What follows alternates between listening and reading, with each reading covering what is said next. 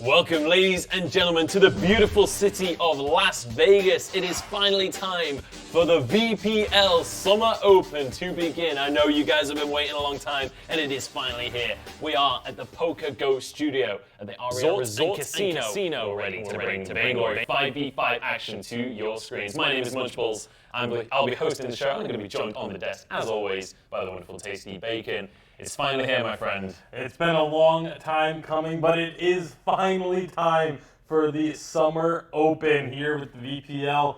And of course, we finally have Munchables on a Vainglory broadcast again. I actually made it across the pond. I almost don't believe it myself, but we're here. VPL is here, I'm here, Greg is here. We're ready to jump on into the action. But first off, let me explain how this tournament is going to work. Let's take a look at our Poker Go format. We have 5 weeks of play coming your way. Now, this week, we're going to be jumping into our play-ins. This is to decide who is going to be jumping into the round of 16, and that's where everything kicks off. We have a 16-team single elimination tournament to decide who the best team is in both Europe and North America. Yeah, and this is going to be a great 5 weeks of action. It's the first time we've had this open tournament since almost 3 years ago, aside from challengers. So this is a big opportunity for a lot of these teams and players that may not be established names in the pro scene. Absolutely, it's an opportunity for the David versus Goliath stories, and we'll see if they come your way. But let's take a look at our Dollar Shave Club prize pool, as we have $5,000 on the line for each region. $3,000 is that first place prize, so a lot on the line for these guys to play for. Yeah, that is nothing to scoff at there, and of course, it's not just about the money either, it's also about the pride of being the first ever champion, being the best team in your respective region. Because yes, we had the preseason. That was invitational. You know, we only had established teams that we knew already. This is now a chance for teams that we maybe don't know to come in, make a name for themselves, maybe even take down those top teams. Yeah, we could have some underdogs taking a shot at the champions. We'll have to see. Now, let's take a look at what was happening during our VPL preseason with our Rockstar Rewind. We'll start off by talking about our European preseason, as we're going to be jumping into our Europeans first. And it all started in week 1 with Queso versus Clash. Yeah, and this was where everyone was expecting Queso to come in, be the dominant team in Europe, the star-studded roster. But Clash making the surprise, taking down Queso in that first week, and then going on a tear and taking down pretty much everybody else in Europe as well. Absolutely, and then following in their lead, Salty Potatoes actually had a phenomenal start to the tournament with a 3-0 record. Yeah, they had a lot of promising moments, a lot of upside to this team, but unfortunately it's not about how well you start, it's about how well you finish. Salty Potatoes wasn't quite able to have the record they were hoping for after the start they had, but a team that was able to turn it around was Queso. After that loss to Clash, they didn't drop a single other game the entire preseason, including their matchup against Clash, the rematch, where they decimated them. Yeah, this was in week 3, the rematch between these two teams. Queso managed to win this game in 12 minutes flat. That is an insanely quick game, especially at a professional level. So Queso rounded out the season looking incredibly strong, and I'm excited to see if they're going to be coming into the Summer Open as strong as they were back in preseason. It's all going to be very exciting to see how these teams have withstood the test of time, as it were. But heading on into the season, we had a little bit of a chat with Tyrus from Queso, so I'm going to pass it over to our Razor phone in. What's up, Vainglory fam? My name is Tyrus, and I'm the jungler from Team Crescent. Preseason was great. We had our first competitive experience on the 5v5 map and managed to get tied in Team Clash for the first place. But now, what we've all been waiting for, it's finally here. The VPL is starting, and we will try our very best to prove ourselves amongst the other amazing teams. I hope you cheer for us. That was Tyrus. So very excited to get involved in the preseason. I mean, Tyrus, He's a wonderful guy. I've never seen him not excited to compete in Vainglory. But like that kind of also mimics the thought of a lot of the Vainglory pros, where they just want to be playing meaningful matches again, and we finally have that coming up. We're finally going to be getting into those meaningful matches once more. And some of these matches are going to be more meaningful than others, because it's all a lot of the time going to depend on the bracket. Let's take a look at our schedule, though. We're going to be kicking things off this morning with Historic Esports going up against Sourblood, and later on in our European games, we'll have Godfather versus Hexcom Esports. After Europe is done and dusted, we're going to be moving over to our North American teams. We'll start off with Chimmy versus Toxic Peace, and then we'll round out the day with Liberation X versus Carry On. And Liberation X, we're talking about teams that you may not recognize. If you've been in the Vainglory scene, that is a name you recognize. The return of Liberation X, the first ever North American champions, going to be trying to reform a bit and maybe take down some of these VPL teams. Yeah, absolutely. And it's important to mention as well that this is our playing round. So each of these different teams, they're fighting for that opportunity to make it into the main bracket. The main bracket, with all the faces that you know, is going to be starting next weekend. So make sure to keep your eyes peeled for that. But make sure to watch out for some of these players, because a lot of these players, even if you don't know their names, they're going to be kind of the future names in Vainglory. We're going to see a lot of rising stars today. And some, even if you don't recognize the team name, there's going to be players that you recognize. You know, some of the players from preseason have gone out and formed their own teams now to compete in VPL Summer Open. So there are going to be some familiarities, and there's going to be some names you recognize. Obviously, again, Liberation X is the biggest example of names you'll recognize in the preseason. But you know, coming into these matchups today, there's going to be a couple other players that if you follow challengers in the previous seasons, previous years, you're going to recognize some of these guys as well. Yeah, absolutely. There's definitely some bigger names in these squads. And one thing that I'm very curious to see is, you know, a lot of these names are going to be known from back when it was 3v3.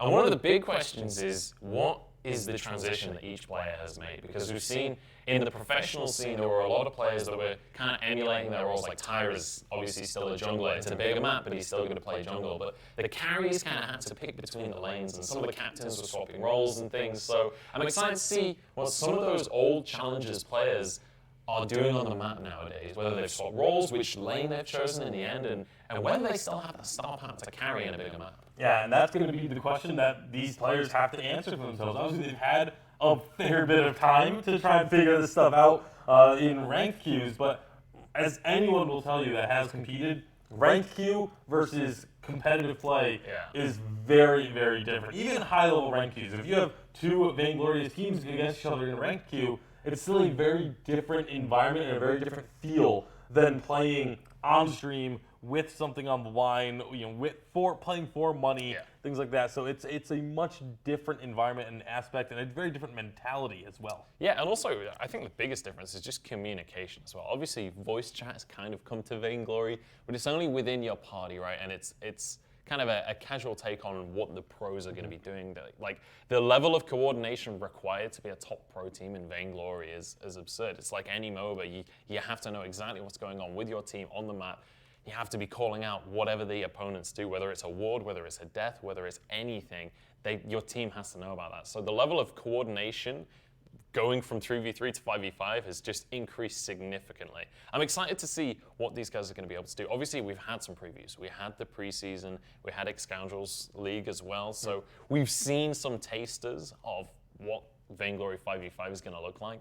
Now we have some money on the line. Now we're in the actual VPL. I'm excited to see these teams kind of starting to hit hard. Yeah, and before we do get into the game, there is actually one thing I did want to take care of. I want to give a shout out real quick before we get into Flash X for holding down the fort with me during the preseason while we were still waiting for your visa issues. Flash, I think, absolutely crushed it in the preseason. Unfortunately, can't be here with us for the VPL, but I do sincerely hope that we get to work with him again, because it was a ton of fun having him on the desk.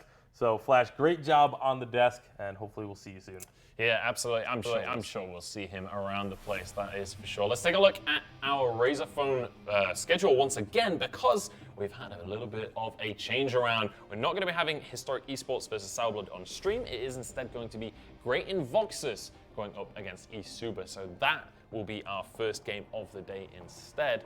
So kind of changes things around in the schedule, but at the end of the day, I actually feel like there's a couple more players that people might know from challenges in this first match than there was in the other one. Not just challenges, but also, again, as I mentioned, preseason. Some of these guys getting picked up and given opportunities during the preseason. Some of those teams now disbanding or players going separate ways and forming their own teams like we're going to see here in this matchup. It's, again, a lot of shuffling, a lot of changing around, figuring out who you really mesh with when it comes down to it. When you start practicing, there could be players that you play ranked queue with them every so often, but once you start scrimming, you suddenly realize, I hate this person. like you just don't gel with each other as a team, and so you split up, you figure out what you're going to do, you form your own teams, and it ends up with a lot of interesting situations. And there's been like a few months of that now of reshuffling, so we should have some pretty solid teams. So let's take a look at our Razor bracket here. We'll start off by looking at the A region of the bracket. This will be our round of 16. This is what it looks like next week. The teams playing today are fighting for their opportunity to get to that spot. You can see Team Clash there are going to be going up against the winners of Great Invoxus versus eSuba. That's the GX/ES on your screen. So whoever can win this best of 3 today, they're going to have a tall task on their hands to beat Clash, but they have an opportunity to fight against one of the greatest teams in Europe. Yeah, I mean, we always say if you want to be the best, beat the best. And so one of these two teams is going to get that opportunity next week to try and take down one of the two top teams. It's Clash and Queso. Those were the two out of the preseason that just looked like dominant forces in Europe. And if you can take a win off of those guys, that is a massive statement to make early. Honestly, I'm just excited to see them on the screen because preseason didn't really decide which team was stronger in the end because they went 1-1 on their record. Obviously, Queso had a more recent win and it was a dominant win, but on game day things can change. So I'm excited to see those two kind of making their way through the bracket. But I'm also excited to see what Great Invoxus or eSuba can do if they go up against Clash, how that one's going to look. But we're about ready to kick off the VPL. So we're going to jump into the very first draft of the entire tournament. It is Great Invoxus versus eSuba. Tasty Bacon, talk to me here. What do we expect to see in the draft? So I think first and foremost, we have to talk about almost elephant in the room, the 3 brand new heroes that are going to be on the rise from the last time we saw competitive. Anka, Kinetic, and Kensai. All 3 have been released. All 3 are available for play. And so we could see potentially even all 3 of them getting picked up during this draft phase, either in picks or bans. Yeah, it looks like we have Lorelei is going to be the very first fan, followed up by Anka. So Lorelei, an incredibly strong captain as of recently. So not too surprising to see that one, by the way. And Anka, if you're on the second pick, if you're first pick, you don't ban it because you definitely will. If you can get it. Second pick, definitely. Yeah, very much a smart decision to get it off the board. I'm a little surprised to see that done as the first ban, though. It's one of those ones where you maybe leave it just hoping that the A side might take that ban away from you so you can ban something else instead. But obviously, they are going to have to just take that one off the board themselves. Absolutely. And then we're going to have Reza and Adagio take the board as well. So general power picks being removed from the fold there, but we do still have 2 of the available 3 new heroes. I mean, I don't know if Kensei still counts as new anymore. It's kind of a blurred line. Yeah, it's definitely new for competitive. We are going to see Kinetic locked in though, so yeah, not really surprising there.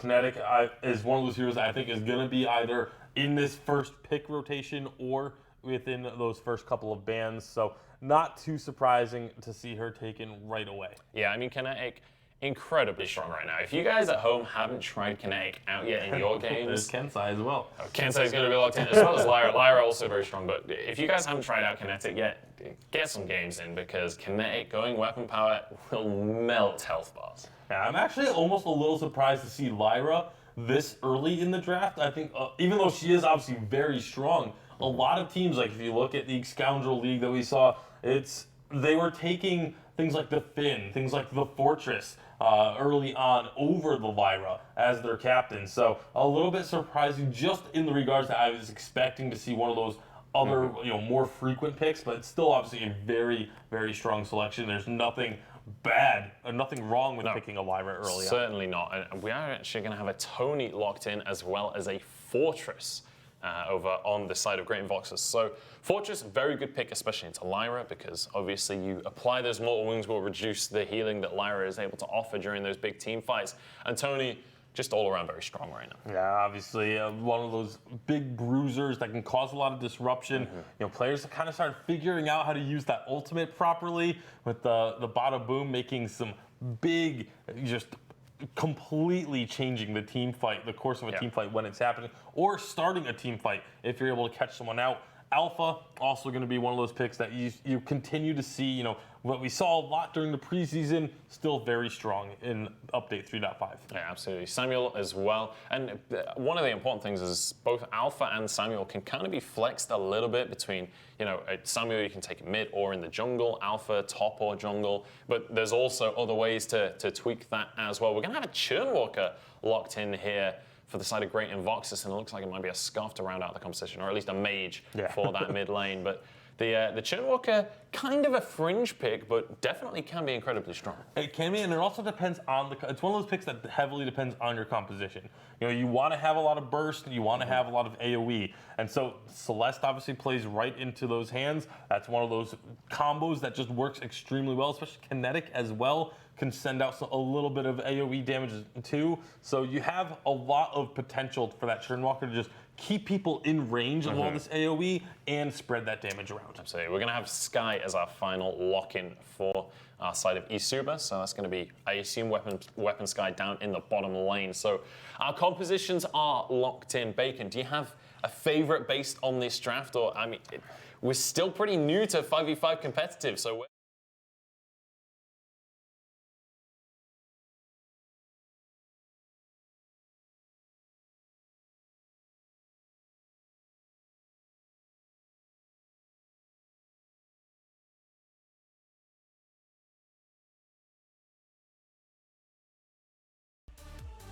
win condition. Let's take a look at our roster for Great Invoxus coming on in. It's going to be Jiraxis, Refuse to Lose, Prostoy, Buka Beppo Hookah, that's a mouthful and a half, and then Big Silver King coming on. Honestly, one of my favorite names in the entire tournament there, Buka Beppo Hookah. But on the other side of the rise will be Isuba, and that's going to be Warren 1X, Matisse, Jendok, Marinsar, D3JV, and Runin CZ will be on that roster as well. So they're going to be trying to take down members of Invoxus. And again, Jiraxis, one of those names we recognize from the preseason. Absolutely. Well, we are getting close to our game now. The players are loading in onto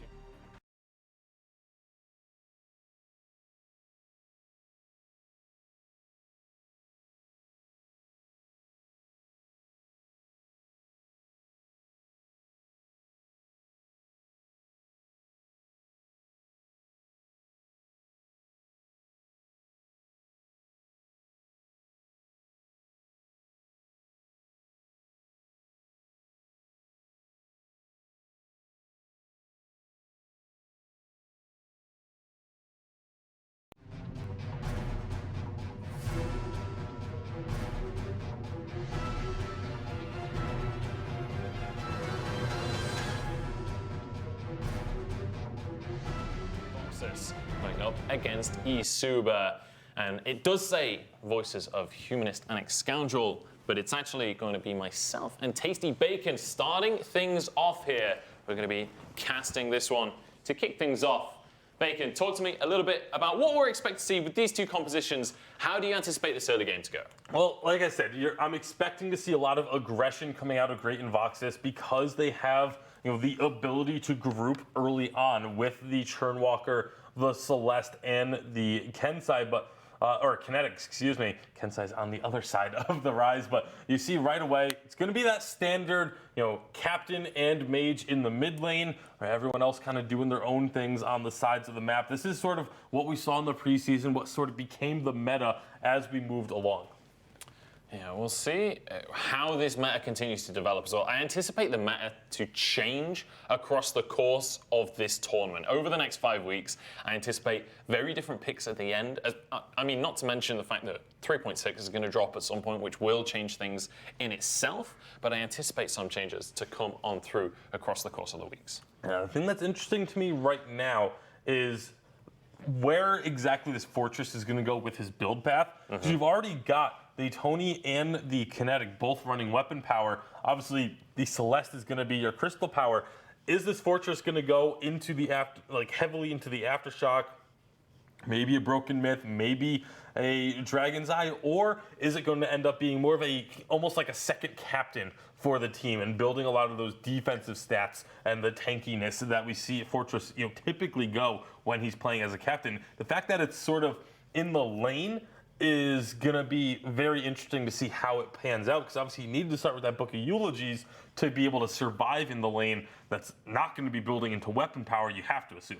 Here we go. We could have our very first fight of the game right here. Jiraxis going to get a 3-man pull. He's doing some serious damage, but he's taking it on himself. Look at the health bars dropping incredibly low. First kill goes the way of Jiraxis. And that's going to be that damage share, just chunking teams down, especially when you have the Heliogenesis. And Jiraxis in some trouble, He's got his health pot, though. He's going to heal up a little bit. Sweet Honor grabbing yet another kill. Jiraxis goes down. This is going to be traded surely now. Warrenix is incredibly low, but just about survives. And it is going to be Mon to finish that one off. That could have actually been huge if they had been able to get that kill, Sweet Honor onto Warren. Would have been a 3-for-2 trade, but all 3 of those kills, unfortunately, because of the way this happened, none of them actually went onto Sweet Honor.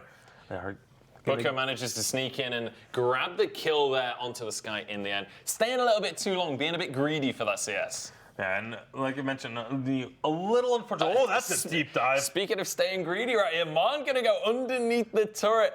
Does drop into his resurrection. Will be just about fine though. They can't follow up on that one. Yeah, so that was a little bit of a gutsy call, but knowing that you have that infinite reboot available makes it a little bit safer, especially, Martin's going to be feeling confident. He's got the 2 kills for Isuba, so wants to try and snowball this one very quickly. And that's kind of what I expected. Both of these teams playing a bit aggressive early on, looking for those early kills. You see now here in the bottom lane. What a play. Nice taunt to start that one off and just able to get half of his HP down. And that sets them up to, if they find a good situation, maybe go for a dive. Booker obviously just going to be able to get a huge amount of damage down if he wants to, just harass on the tower. But he's actually going to rotate up and see what he can find elsewhere on the map. And right now, Refuse to Lose and Warren in the top lane. This one is much damage. An interesting matchup to watch, just because you feel like Sky should win that one, but because of the Book of Eulogies and because Fortress is able to move around the minions so effectively, it's actually not really taking much damage, and it is going to be going for the Stormguard banner for Refuse to Lose. So just trying to be able to clear out those minions effectively. Jendak just about going to get away with his life, and Booker basically in the same situation there. Very close on between the 2 players, and we do have a tiny bit of an invade coming out from Kensei over in the bottom side. He's just going to be stealing away the healing camp, I think, waiting for someone to rotate, maybe look for a fight. And top lane, kind of on an island, as top lane usually is. Not too much focus has been put up here by either side. Jungler pressure has been towards the mid and bottom side of the map, but now we're going to see an invade onto this healing tree. Here we go. Jiraxis has been a playmaker so far this game. Going to keep living up to that. Sweet Honor is going to be with him and Refuse to Lose. Rotates down. Warren is in a whole heap of trouble right here. He's going to get pinned down, but he's kiting away. Sweet Honor is going to be the target for our red side, but Jiraxis trying his best to just share this damage out among them. Gets his healing pot out and will be able to survive with his life.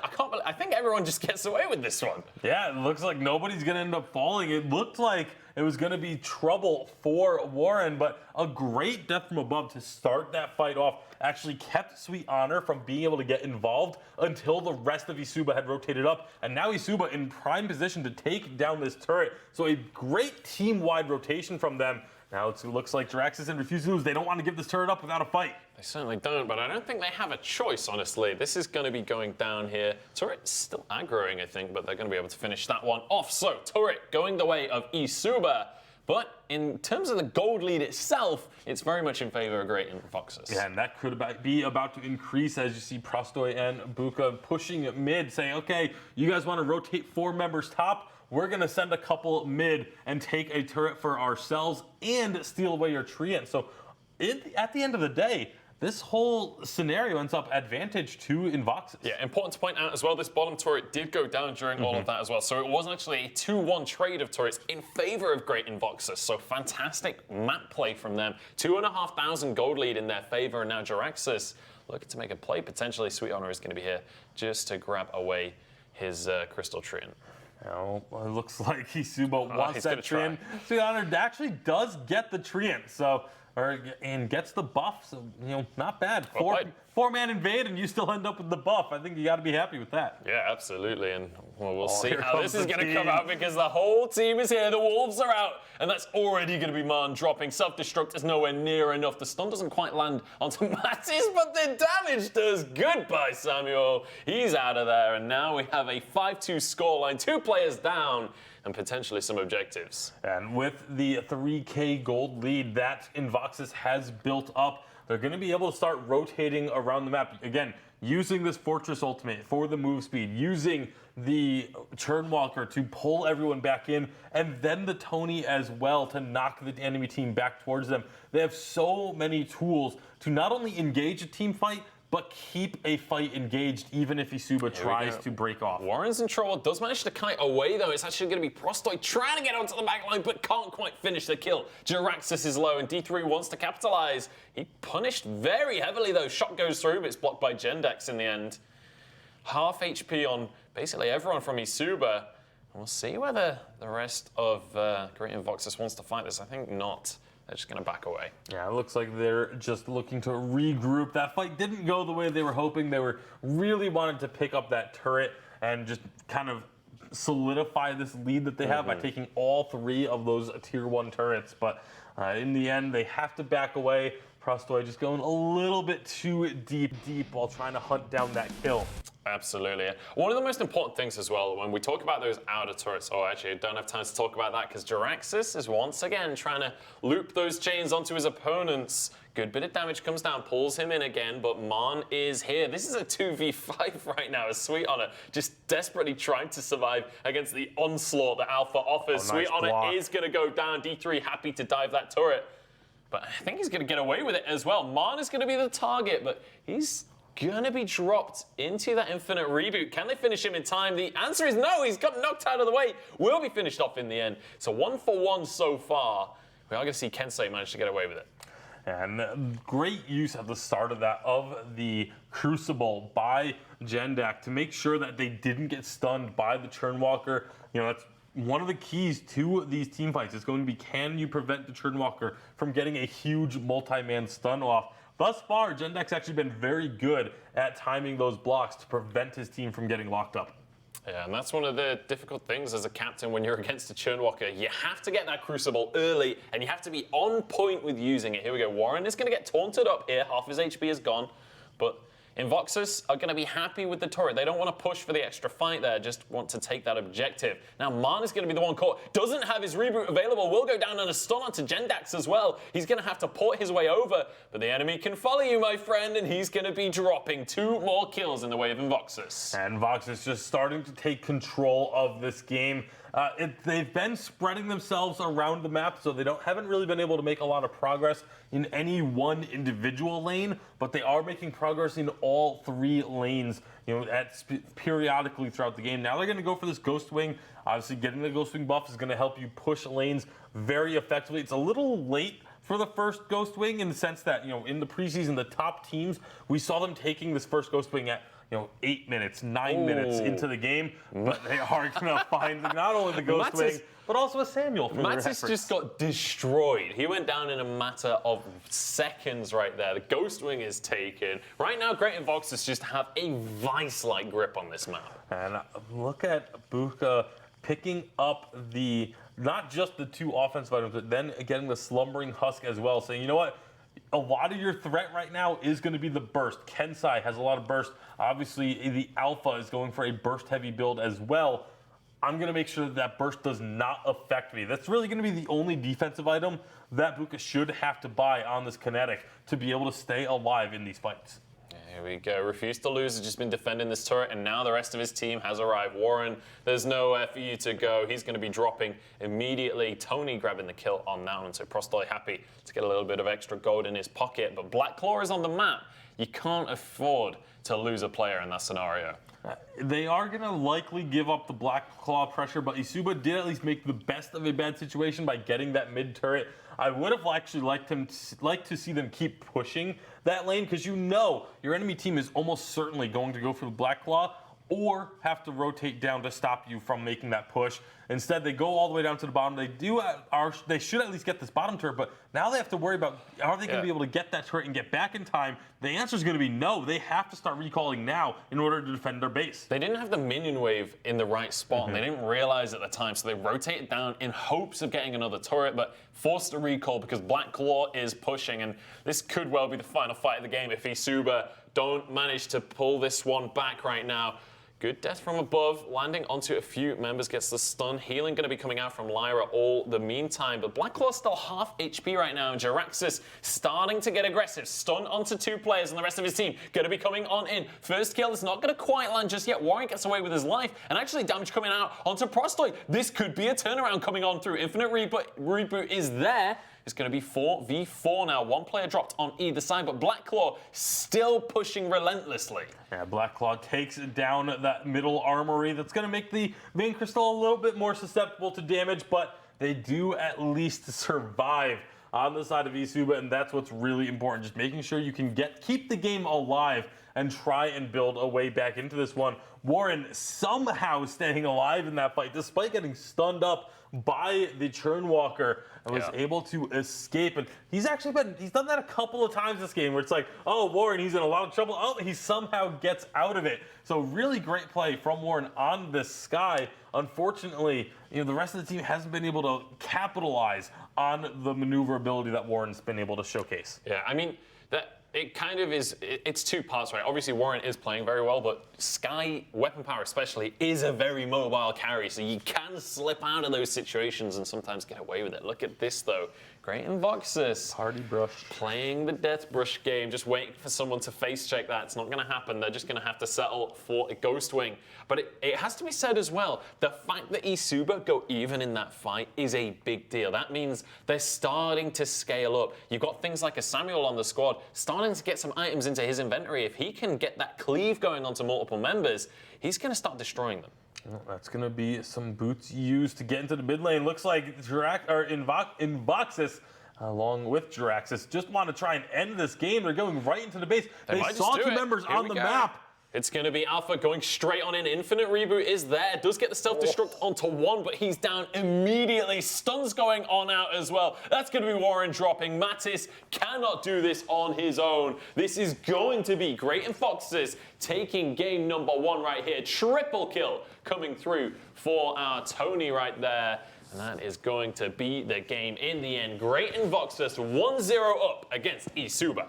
And at the start of the game, there was a lot of really good rotations from both teams. It looked like it was going to be very even, but after those first couple skirmishes, all of a sudden Invoxis started to find a couple of advantages. They got all 3 of those turrets down. They got a few kills here and there, and then they just took over this game.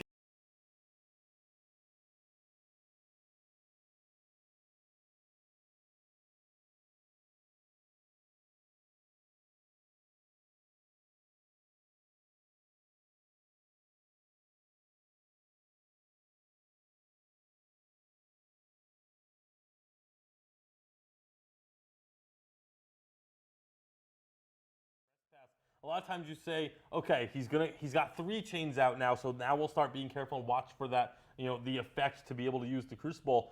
He would just go, all right, 1 chain, 2 chain, use Trespass immediately. We got the carry, use that stun. And it clearly caught them off guard a couple of times in those team fights, because early on, when he was waiting for those to land 3-4 chains, it was getting blocked. When he starts throwing it early, catches them off guard, the stuns suddenly connect, team fights go your way. Yeah, much more difficult to react to. Now, we're going to break this game down further in just a minute, but first, a word from our sponsors.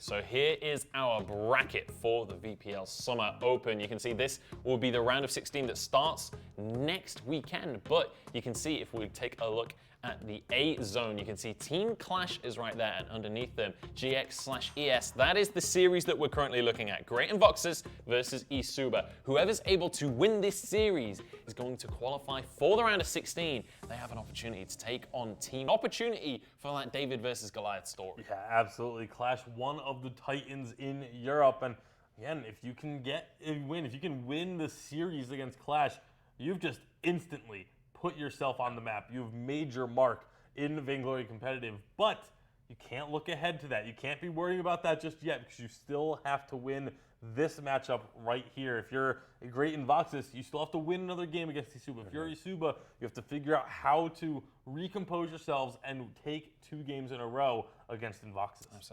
I'm very curious to see how this next draft is going to look, because in the game, it was definitely great Invoxis with their foot on the accelerator. They were the ones setting the pace of the game, making the plays, and it was eSuba trying to react to that. But Great Invoxis got a lead early on and never let that go. So it's all down to eSuba now to try and figure out what they can do now. They're on the blue side to react to that. Looks like Kinetic is going to be the first ban coming out from them. Yeah, and obviously they feel like, even though the Kinetic wasn't really the sole reason, it's still a very strong pick that they don't want to deal with, and maybe don't feel comfortable playing themselves because they're not leaving it open. And obviously, you know, the Anka ban not going to come through on the blue side there for the first ban, because you want to try and leave it up and say, okay, it doesn't get banned, maybe we get to sneak it. Yeah, absolutely. We did see Fortress banned away as well. Obviously, Fortress pretty strong in the last game. The ultimate alone makes him incredibly strong, especially in 5v5. So not too surprised to see that banned away, especially with how effective that was in the last game. Yeah, definitely a very strong pick. It helps with that early mobility. As soon as you hit level 6, you can start forcing engagements from, you know, halfway across the map almost, it feels like. And we saw them use it to great effect in that game. Adagio is actually going to be the first pick here. All right, so Adagio first pick going to be locked on in here. It's going to be answered by a Sky. So we'll have to see. I believe it'll be Sweet Honor that takes that Sky, or maybe it'll be Booker actually, honestly, because he was on the Kinetic last time around, but Tony as well. And it's important because Prostoy did a dominant job on Tony in that last game. His ultimates were great, but most importantly, he was just able to sweep up kills towards the end. Yeah, and that's one of the great things about Tony is if a target gets low, gets out of a fight, Tony can put them right back in the fight or just jump onto them and just finalize that kill, which is something that, you know, there's only a handful of heroes that can really chase down kills that effectively. Yeah, well, one of them is going to be that Idris that has been locked in. Was not really expecting to see an Idris locked in here today, but we'll have to see how that one's going to pan out, how he's able to use that Idris to great effect. But Arden also going to be locked in. This is a pick that I want to talk about a little bit because there's kind of 2 ways you can play Arden right now, and one of them isn't captain. Yeah, one of them is the all-powerful weapon power Arden as a carry. People have started to figure it out, have started to realize that it's actually incredibly strong in 5v5 because you're a bruiser that has a lot of burst and also still has a good amount of sustain and utility for the team. So it'll be interesting to see if that does end up being a carry or if it goes to a captain role. With the Adagio there, you can flex both of those into either role. But that's a pick right now I really want to talk about is the Catherine. Catherine is a hero that has been seeing a massive surge in win rate across the world in ranked queues. Yeah, absolutely. We're actually going to see the Catherine and the Lorelei locked in for the side of Great Invoxis, and then we're going to see Alpha as one of the picks here for the side of eSuba. The Alpha was pretty decent from the side of eSuba, but it felt like it just didn't quite have enough of an impact. But we're actually going to have Malene locked in as well. It had that really strong early game, but then in the mid to late stages, they were just kind of able to blow the Alpha up early on and then not worry about it. But with the Malene, this could actually be an interesting interaction because the Alpha has that very strong early game. That's where Malene took most of her nerfs, was to her early game presence. So if you can just use this Alpha to, you know, gank that mid lane, gank for Malene heavily, get the Malene ahead, or keep her even, and then late game, when the Alpha starts to kind of fade off a bit, you have now a Malene powerhouse to come through and clean up. So it can actually help out quite a bit. Yeah, it certainly can. I'm excited to see how these compositions are going to play out. Obviously, Moline, kind of a hype pick, honestly. Even while it's meta, I'm still excited to see Moline play, just because it's such a high skill cap hero. You can single-handedly win or lose the game when it comes to playing Moline. So curious to see what these players are going to be able to bring to the table. But slightly different compositions coming out from these two teams, but similar power picks on either side. Yeah, the power picks are pretty much going to be very similar across the board. But again, just the way that Great Invoxis was able to play in game one, that heavily aggressive, look for team fights, get to those early power spikes, and then force things to happen. I feel like they're once again set up to play in a very similar fashion here. Yeah, and I'm excited to see this Catherine pick coming on in as well.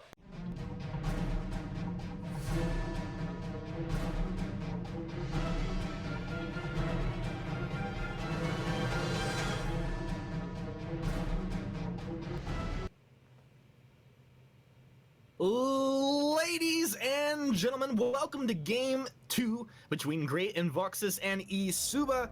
You just saw Game 1 with the lovely, talented Munchables and Tasty Bacon breaking it down for you, but we're here for Game 2. This is going to be surely a good time. Action already off the bat, Scoundrel. These teams are not playing around here. No, absolutely not. I mean, already this is given the opportunity for Alpha to get in and invade the weapon power buff. It's not something that you see Europe do quite a lot, by the way. We often invade the blue side buff, but the massive commit to the middle from Great Invoxis means they're going to try and go for double CP, so they've got to make sure this doesn't get stolen away, Humanist. And it does, it gets stolen away. That is a massive blow to the strategy that Asuba tried to, Great Invoxis tried to pull off there, because they lose their weapon power buff and they have their own CP buff stolen away from them. So right now, Isuba, they're on the front foot from that initial engage. It's pretty interesting. I mean, obviously you come in like that and there's the chance that you can get outplayed. I think they had the stronger opportunity to come out on top. But I mean, why did they go for that play early on? Well, okay, so in Europe, what we tend to do is you have your bot laner and your jungler head towards the respective bot lanes, and you go 2v1 on the top lane. Then you link up with your mid laner and support and try and invade the blue buff. The way that Isuba tried to change that up is by committing everybody to the central mid lane for the first wave, and then tried to split their forces across both CP buffs. What the Alpha did, D3, from the side of Isuba, is directly invaded the weapon power buff, which already put a foil in their plan, and the steal kind of was the sort of cherry on the cake there.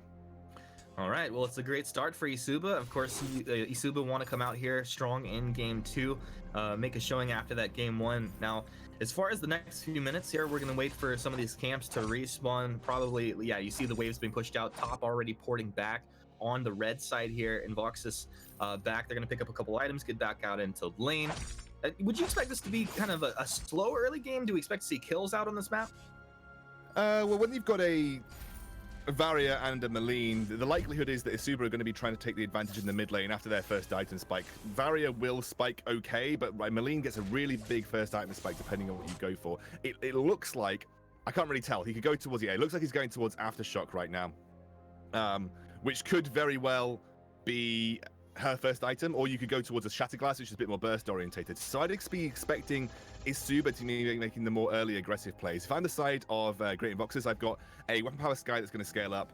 I've got a Varia that's obviously going to rely on maybe 2 items before she really comes online. The only thing that's going to give me some early game presence here, Humanist, is going to be that Tony. Tony is super strong in the early game. He can have a big impact in that lane versus the Alpha. And that's kind of what I want to expect coming out from Great Invoxis as they go for another blue invade right now.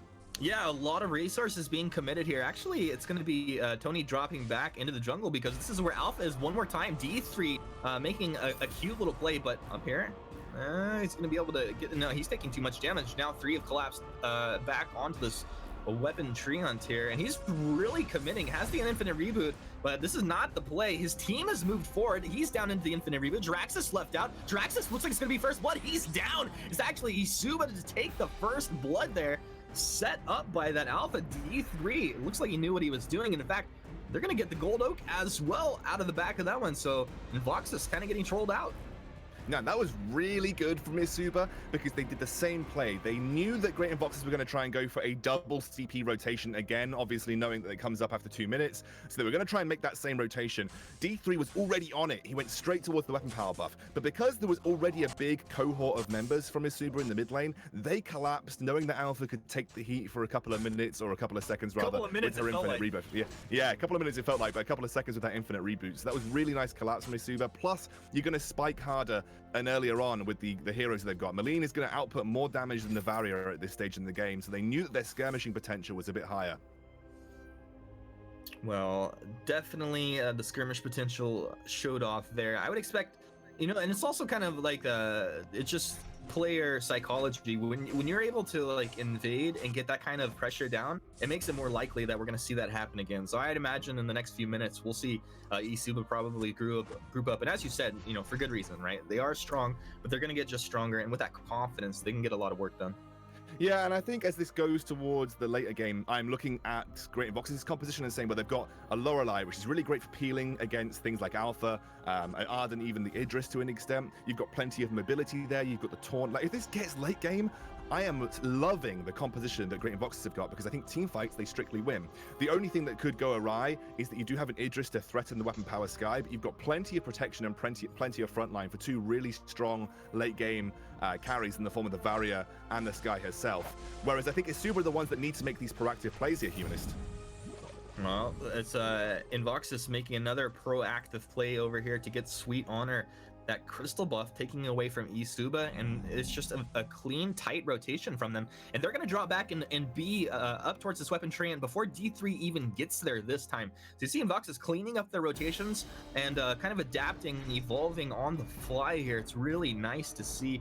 I don't think anything's going to come of it other than just pushing him out of the jungle, but Invoxes will secure up that weapon treant and then maybe move into mid here. As you can see, Isuba do have quite a few members hanging around. Just actually 2 scout cams down in that brush there. Look like they're making an aggressive invade for this blue buff. Ooh, the miss on the tendrils there from the Maline, but it doesn't feel like Great Invoxes are in any position to contest. They're just going to use that Lorelei pool to try and zone some of the Isuba members away. But Isuba immediately going to turn for Ghost Wing here. Yeah, and this should be a take. It's interesting. I don't know if you notice it. Refuse to Lose has refused to leave his.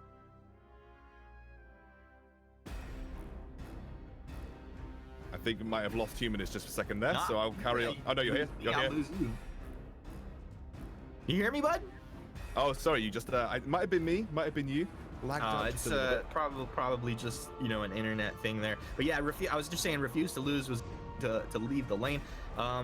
So that's kind of, it has its drawbacks and its strengths, right? Like, he's getting farm, he's getting the levels, but yeah, there is a lot of pressure coming down on the map. I guess we'll see how that's going to pay out pretty soon. D3 absolutely caught out, rooted up down into the infinite reboot, and this will be a kill to tie up the score 1-1, 7 minutes in, as Invoxes get on the board. Yeah, I mean, they've been letting that Alpha have the run of the mill in that top lane. They really haven't had the time to 2v1 much, because classically in EU and sometimes in NA, you see this 2v1 meta open up.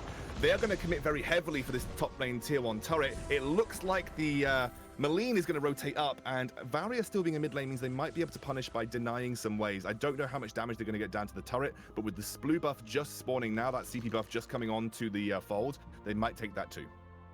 Well, they're there, and was that a snipe out? Yeah, that's gonna be the Maline taking that. Gauntlet comes down, but it wasn't the one he was looking for. Self Vanguard. Marnie really locked onto Sweet Honor. That's gonna be the boots back as he repositions, gets himself out of there. No harm, no foul. Up in top, a little bit of a trade here. Tony in with the Jawbreaker. He actually brings the Trash Talk, which is going to set up the Death Storm up perfectly. Suri over the top, and Buka's there to clean that one up. But the collapse from Isuba from mid up towards top means that they will get the return kill. We find ourselves tied up 2-2, 8 minutes in, and that'll be it from the Isuba. So the drawback from Invoxes, they'll clear up their jungle and get back out into the lanes. So a little bit of an interesting change here, by the way, is that we're seeing a weapon power Arden coming out. Now, I'm assuming this is weapon power Arden jungle with Jendak playing the support Adagio mid. Very interesting kind of allotment of heroes, I would say. Like, if I was running this composition, I'd have Adagio top, I'd have Arden in the support role, and have Alpha in the jungle. But this is a kind of a very weird way of playing the game because they're not 2v1ing bot. They're kind of having Arden rotate as a roaming gank squad with the Maleen. They are trying to maintain pressure across all 3 lanes at once. But the problem is that when you're doing that, you're never actually going to gain an advantage in the game yourself. You're responding to enemy pressure, and you're going to get outscaled in this composition. Like, you're going to really not be able to sort of match up in team fights to what Great Invoxes are bringing to the table. So for me, that's like a reactive game style that is not what Isuba need to do to achieve their win conditions. How would you kind of correct course if you were in charge of the team right now? Well, I would definitely want to apply pressure bot, which they have done. They've got that bot lane tier 1. I would be wanting to search for fights, keep going for those global objectives like Ghostwing. This is a really good opportunity. Even though it's 5 versus 4, you probably have the ability to burst someone out if you get the opportunity with the Maleen like this. Oh yeah, Maleen on the back, getting some nice damage down. I think one of the problems though is they didn't have that gauntlet. Still 20 more seconds. It was 30-second cooldown as they walked into that potential engage there. And that was a really interesting kind of choke point position where you could have had someone walk through 2 walls to escape out of that fight, and you know they're going to get stunned up at least once. Now, Voxus over here on the Ghostwing, this is a dangerous situation. They're dropping down low. Refuse to Lose is going to drop here at the beginning of the fight. Jindak will be the second to fall down. They're going to lose Prostways as well. Now they have the gauntlet. It comes on through. Ghostwing taken up here. This is actually taken by Isuba. There was a nice take from them, but they're completely cleaned up. Alpha looking for something in the jungle. There's nothing there. So they get the Ghostwing, but they lose 4 heroes, you scoundrel. Unsure if worth. I mean, you just went into a 4 versus 5 situation, realized that it wasn't the best opportunity when trying to defend the weapon power buff, and then they went to take Ghostwing. Now, obviously, Ghostwing's an important objective, but you did have Alpha split pushing in the top. A sensible way of maybe approaching that instead of going for the straight team fight, which you lose due to numbers disadvantages, was having Alpha continue to push and try and get that second tier turret in the top lane. That would have been my optimum way of dealing with that situation, and now D3's caught behind enemy lines again, but it looks like they're going to be able to collapse. Who caught who? With D3, is he making space? Termination protocol's out. He's down into reboot. He's taking a lot of damage. He won't make it, and that's going to be Vanguard. Hold on, Buka kiting back. Buka jebaited them in. It's a double kill for the Varia. Turn it around. Oh, bada boom! He's going to disrupt this fight here. Sweet Honor jumps back in. He wants Mattis ass. He's going to be able to get him. It's a triple kill for the Varia, and that's going to be also the Lorelei going down up here around that weapon tree. Prostoy and Buka trying to take this Gold Oak. And will they will successfully do so, but a little Shimmer Strike love from Warren. As a Warren will be able to secure the kill. Yeah, but overall, it's a net advantage over to the side of Great Invoxes again because they get a turret in the bot lane. That was even a 4 versus 5 situation for them. Oh, this guy's bitten off more than she can chew. Choking. Going down. Yeah, I mean, that was still a good fight for Great Invoxes. Even though they ended up losing overall, they got the net pressure across the map. They didn't really lose anything major. The only thing that went down was really the weapon power buff. And honestly, as a late game scaling composition going even with what Isuba have brought to the table, I would be really happy with that. And Catherine getting a kill here. Yeah, that was really big for them. Yeah, that was great. Honestly, I mean, Adagio is one of those heroes. As your team starts to get out of a fight and Catherine can get 1 stun off on you, you're most likely not going to make it out of there, and that's exactly what happened. Lorelei follows up with the fish food. Eventually off cooldown, you're going to get stunned up again. So a nice job to clean up the kills there. Now they put them in self in a position 5 versus 4 up here. This could be a Black Claw take. Well, it's not even 5 versus 4 because you have 2 members of Isuba down on the bottom. This is Mattis and Marnisar that have to make some sort of god play if they're going to contest. It's more of just kind of a nuisance harass, letting them know, hey, we know what's going on, and looking for like an opportunity if the mistakes were made. No mistakes were made, and this is going to be the push. Yeah, I just feel like Isuba misplayed this early game really, really hard. They just tried to respond to the pressure that Great Invoxes was putting down. Really, what I would have done was been to say, okay, we stole the blue buff on first rotation. Now let's rotate Maleen down and try and continue pressure in bot lane, snowball that very quickly, rotate back up to top, go for Ghostwing, and continue pressure like that. They actually took the first Ghostwing and took the second, but it was an awful fight. But right now, they're going up against a composition that really beats them pretty hard in the late game, and they're just not doing anything about it. Yeah, now they move over to contest the Ghostwing, but it's already been taken here. Are they potentially caught out? Looks like a Bada Boom is going to go ahead and knock back the Adagio. Gauntlet comes down, but it's not in the correct place while I'm saying this.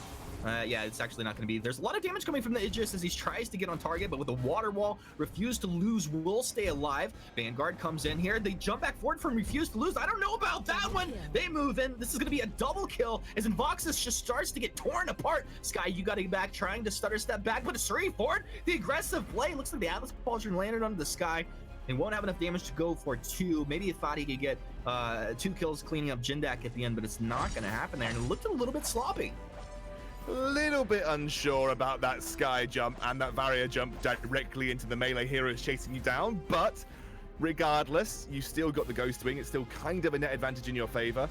At this point, the gold advantage is still lying with Isuba, though. So realistically, while I've been saying all of that, Isuba is still the ones that have the gold advantage. The gold advantage isn't huge right now, and I don't think it's going to translate into anything super meaningful. 3,000 gold is about, what, 1 tier 3 item? It really depends on who that tier 3 item is going to.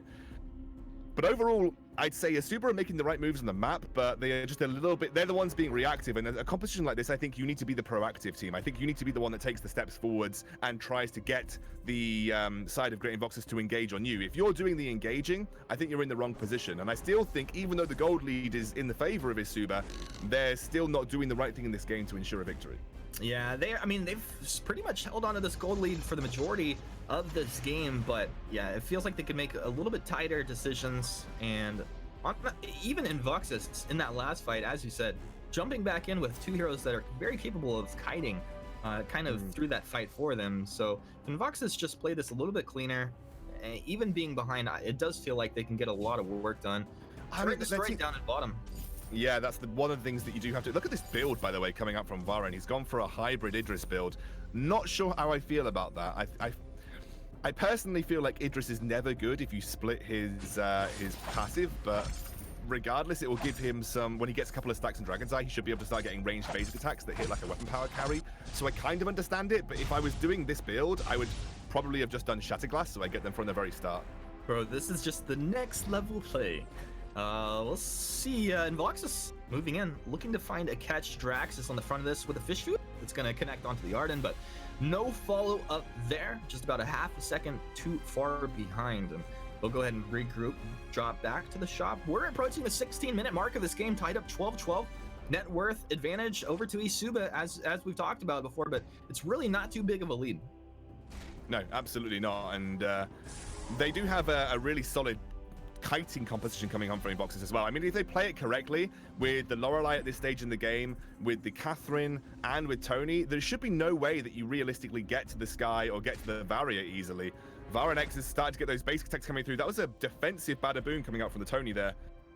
And Isuba are actually splitting pressure, so they are what they are doing well, Humanist, is saying, okay, on a strict 5v5 team fight, we probably don't win, although I say that they're trying to find an engage. They need the Cath. Cath is down in bottom farming. Sky is caught out.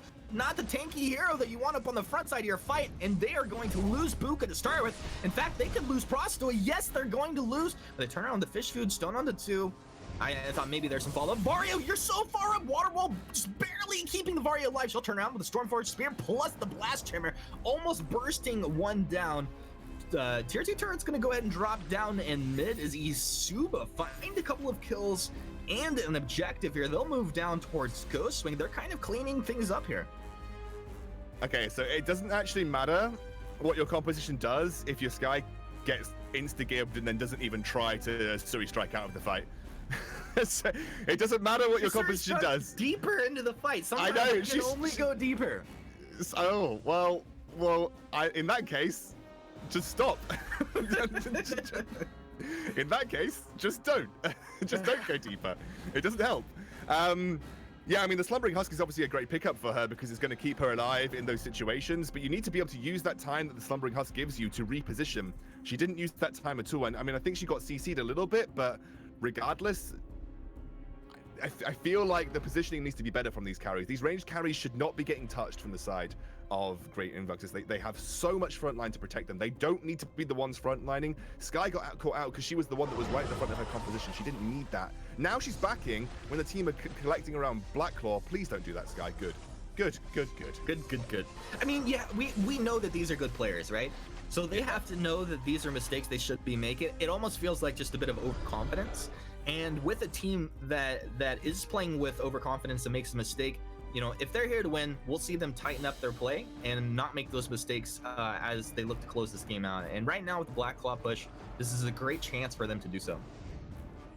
Absolutely, they're pushing in with Black Claw. Here goes. Again, I'm liking the fact that now Catherine is the one with Tony at the front line. Sky splitting here. This is a dangerous time to split Sky because that Black Claw will go down very quickly. You don't want to engage either, Great Invoxes, when your Sky is in the top lane.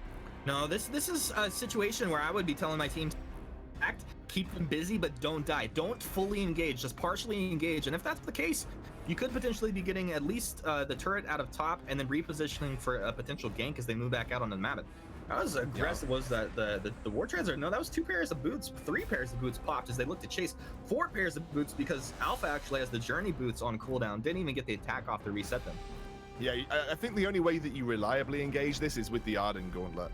And again, that can be crucible out pretty quickly. I do want to see Catherine pick up a Crucible. I think it's absolutely necessary when your Sky doesn't have one. They're engaging and Varia's not even with them. Why make this move? Just to psych you out, Scoundrel. Watch, they're about to clean this up, turn around.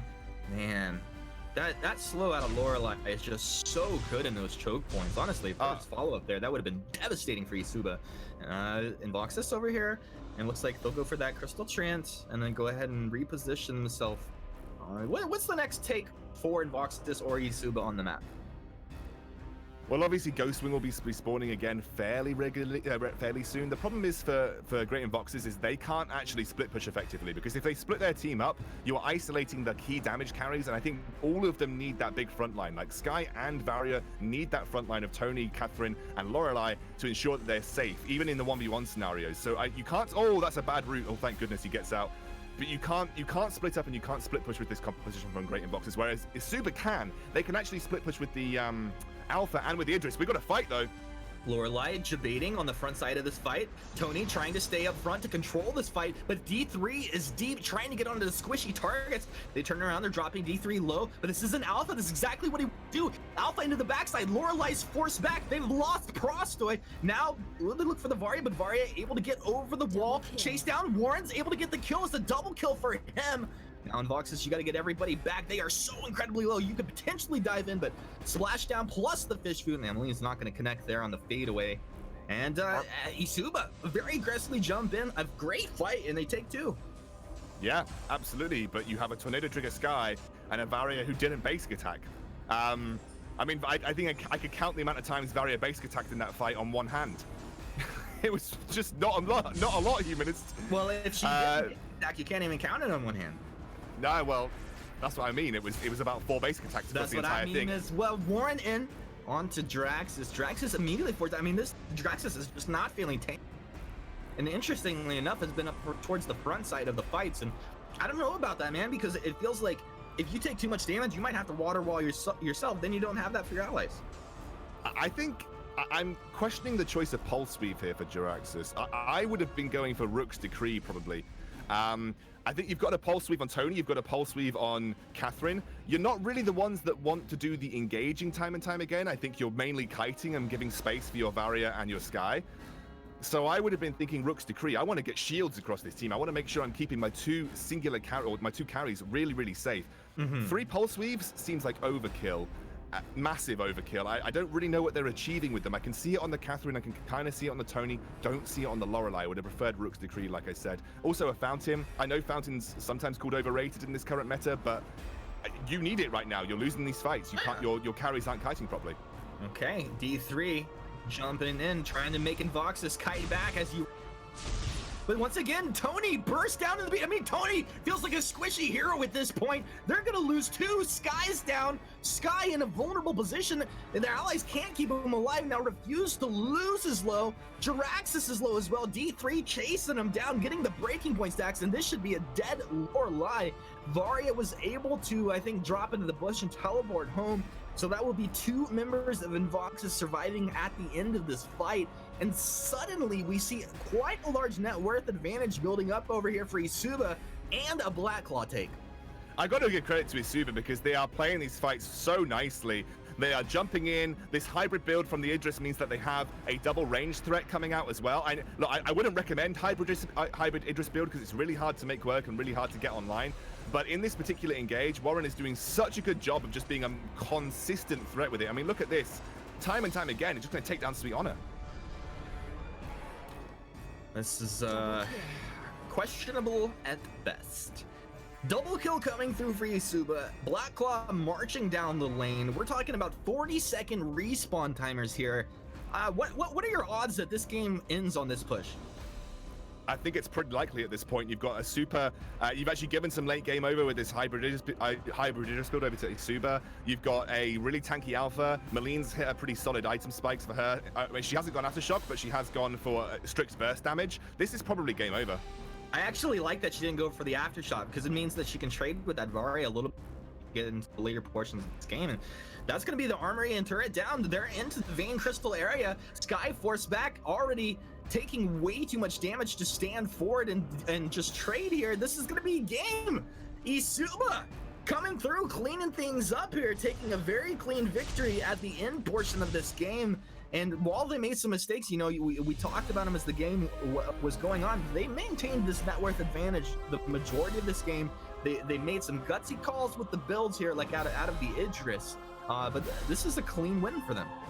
Yeah, I think there was some serious itemization errors from Great, and I think also, again, all those pulse weaves not super necessary. I think the Varia was not playing the best Varia that I've ever seen in my life, even though 6-4-4 looks like a good scoreline. There was just not enough basic attacks coming through there. Like, he was dealing almost no damage. I'd love to see the damage output. But yeah, I mean, overall, great from Isuba. They're going to keep themselves in this series. All right, Isuba coming through with a victory. And with that, we'll go and throw it back over to the desk. All right, what a game we had coming out right there. 12-2-6, Warrenix on that Idris. I mean, I kind of questioned the Idris when we saw it in the draft, but he was on an absolute tear. I mean, when you pair it with the Adagio and get those attack bonus, the bonus attack damage, and just the ability to stick onto a target that Idris has, you just see him start cleaning up. Not to mention, once Maline came online, towards the later stages of that game as well, just bursting heroes down, and then it just kind of gets those last hits a lot of the times. But it was just a lot of work by those two carries from Isuba. And I think it's important to mention how this game played out over the course of the entire match comparatively to game one. Because in game one, we saw Great and Voxers got an early gold lead and snowballed that to a victory. This time it was Isuba that started off strong, and they never lost that lead. They had a gold lead the entire time, even when, you know, around the mid-game towards the late game, it felt like Invoxus kind of were controlling the game. They got the Black Claw. Isuba still actually had a gold lead during that stage. So far, you know, whoever gets the toe in at the start of the game, they're taking away with it. Yeah, maybe that's the key. Just draft an early game composition. We're going to find out shortly as we're into the draft now. But, you know, if you get that early game composition, maybe that's the key. Just start things off strong and just snowball it out of control. It's what we've seen in the preseason. That's what Clash and Queso were able to do so exceptionally well. Yeah, we'll see whether that Idris is going to be allowed through once again. Tony is going to be the first ban of this draft. So deciding that Tony having a little bit too much impact in these games. Yeah, and I don't know. I'm not sure if I agree with that. It's like the Tony is strong, sure, but it doesn't feel like that's been a key factor in these games. But obviously, they feel otherwise, and they're going to take it off the board. Absolutely. Kinetic going to be the next ban as well, which fairly reasonable. We saw Kinetic absolutely destroy in game number one. That was Booker playing the Kinetic and doing an absolutely stellar job of it as well. We'll see what this next ban is going to be coming on through. Looks like it is going to be the Idris, I believe, that was banned away there. And so, going to be, you know, forcing teams to shake it up a little bit, you know, change things around from their game plans in the first two games, at least a little bit. You know, not going to have the exact same heroes available to them. Fortress being the first pick. Importantly, Reza has made it through the bans. Reza was banned in both of the previous games, now available, and we could well see Isuba just lock that in this second rotation because, you know, Fortress, reasonable first pick. I think that's a fine first pick. I don't think there's any issue with not grabbing the Reza there, but it's just such a strong assassin right now. It feels wrong to pass it up. Yeah, so that's going to be a pretty easy selection, I think, for the side of Isuba to grab that Reza. Now it's just a matter of where they decide to put it. You know, we've seen Reza can go in the lane. We've seen it in the jungle. So it has a lot of strengths pretty much wherever you do decide to end up with it. So, and obviously that's one of the things that we've always talked about with Vainglory is getting those versatile picks early on and being able to then, you know, build your draft without even really worrying about that pick so much because you know that you can insert it into any position and find success. So Sky going to be locked in here for Booker. We saw this last game and it was left something to be desired, I think it's fair to say. It was doing better later on into the game, but there were certainly some team fights that you had to bring into question how effective it was. But obviously that kinetic has been banned away, so you have to question how wide is the hero pool for Booker? Maybe, I mean, I don't want to hop too strongly off of the back of one game, but we'll see how he's going to do in this one. Yeah, obviously it could have just been just a bad game for the Sky. You know, there's a lot of different things that can happen, hopefully for the side of in Voxus, that he does play it a little bit better this time around. We did see Warren actually play it very well in game number 1, but obviously taken away from him these last 2 games. But there's going to be that Meline once again. Meline versus Celeste, likely to be our mid lane matchup. Absolutely, I'm excited to see that one coming on through. And Alpha once again locked in here. Alpha's been pretty consistently decent in this series so far, so I think that's a reasonable lock-in for the side of Isuba. And we'll see how Great and Voxus want to round out this composition now, because they have a decent engage from the Fortress. They've got their carries locked in. It's just, how do you want to pad out those carries? And apparently Arden is the answer. Yeah, Arden is going to be picked up likely as a captain, and so I would expect this last pick to be something a little bit beefier as well, like maybe another bruiser to pair with that Arden Fortress who can dive in onto those back lines. Right now they're hovering over the Catherine. They're going to lock it in, so this could very well be the carry Arden, or there is also the chance that it's a carry Catherine. We've seen both of those come out in recent updates, so either one of those is a lot of flexibility. 3 heroes on that team that could reasonably flex into that captain role or be one of their carries. Yeah, I mean, often you do see captains and top laners sort of interchangeable to some extent at least. We're going to see a Black Feather locked in here. I believe Warren is going to be taking that one away, so interesting pickup. Black Feather, not a pick that's been particularly popular in the meta right now, but I'm excited to see what he can do with it. Yeah, I mean, there's certain players that have been very well known for their Black Feather play, but I mean, I criticized Idris last game, so I don't want to say anything too strong. But I mean, like you said, certain players absolutely love it. Yeah, and this could be one of those situations where it's just he's really good with this hero. He knows how to make it work, and it works with the team composition. That could just be a thing. But it is one of those picks that if you don't win this game, it's kind of a lot of pressure, because if you don't pick up this win, that's going to be one of those things that we kind of look at and be like, was this the right pick? Was he the problem? That's going to be the question. We'll have to see. Now, don't forget that this is game 3 of a best of 3 right now. So the last game in this series to decide who will be moving on to play against Clash later in the tournament. Now, Clash, if you guys have been living under a rock, is one of the greatest teams in EU right now. Kind of top 2, tied for first, I guess, between them and Queso. It's difficult to say which one is the top team. And one of these teams is going to have the opportunity to face them.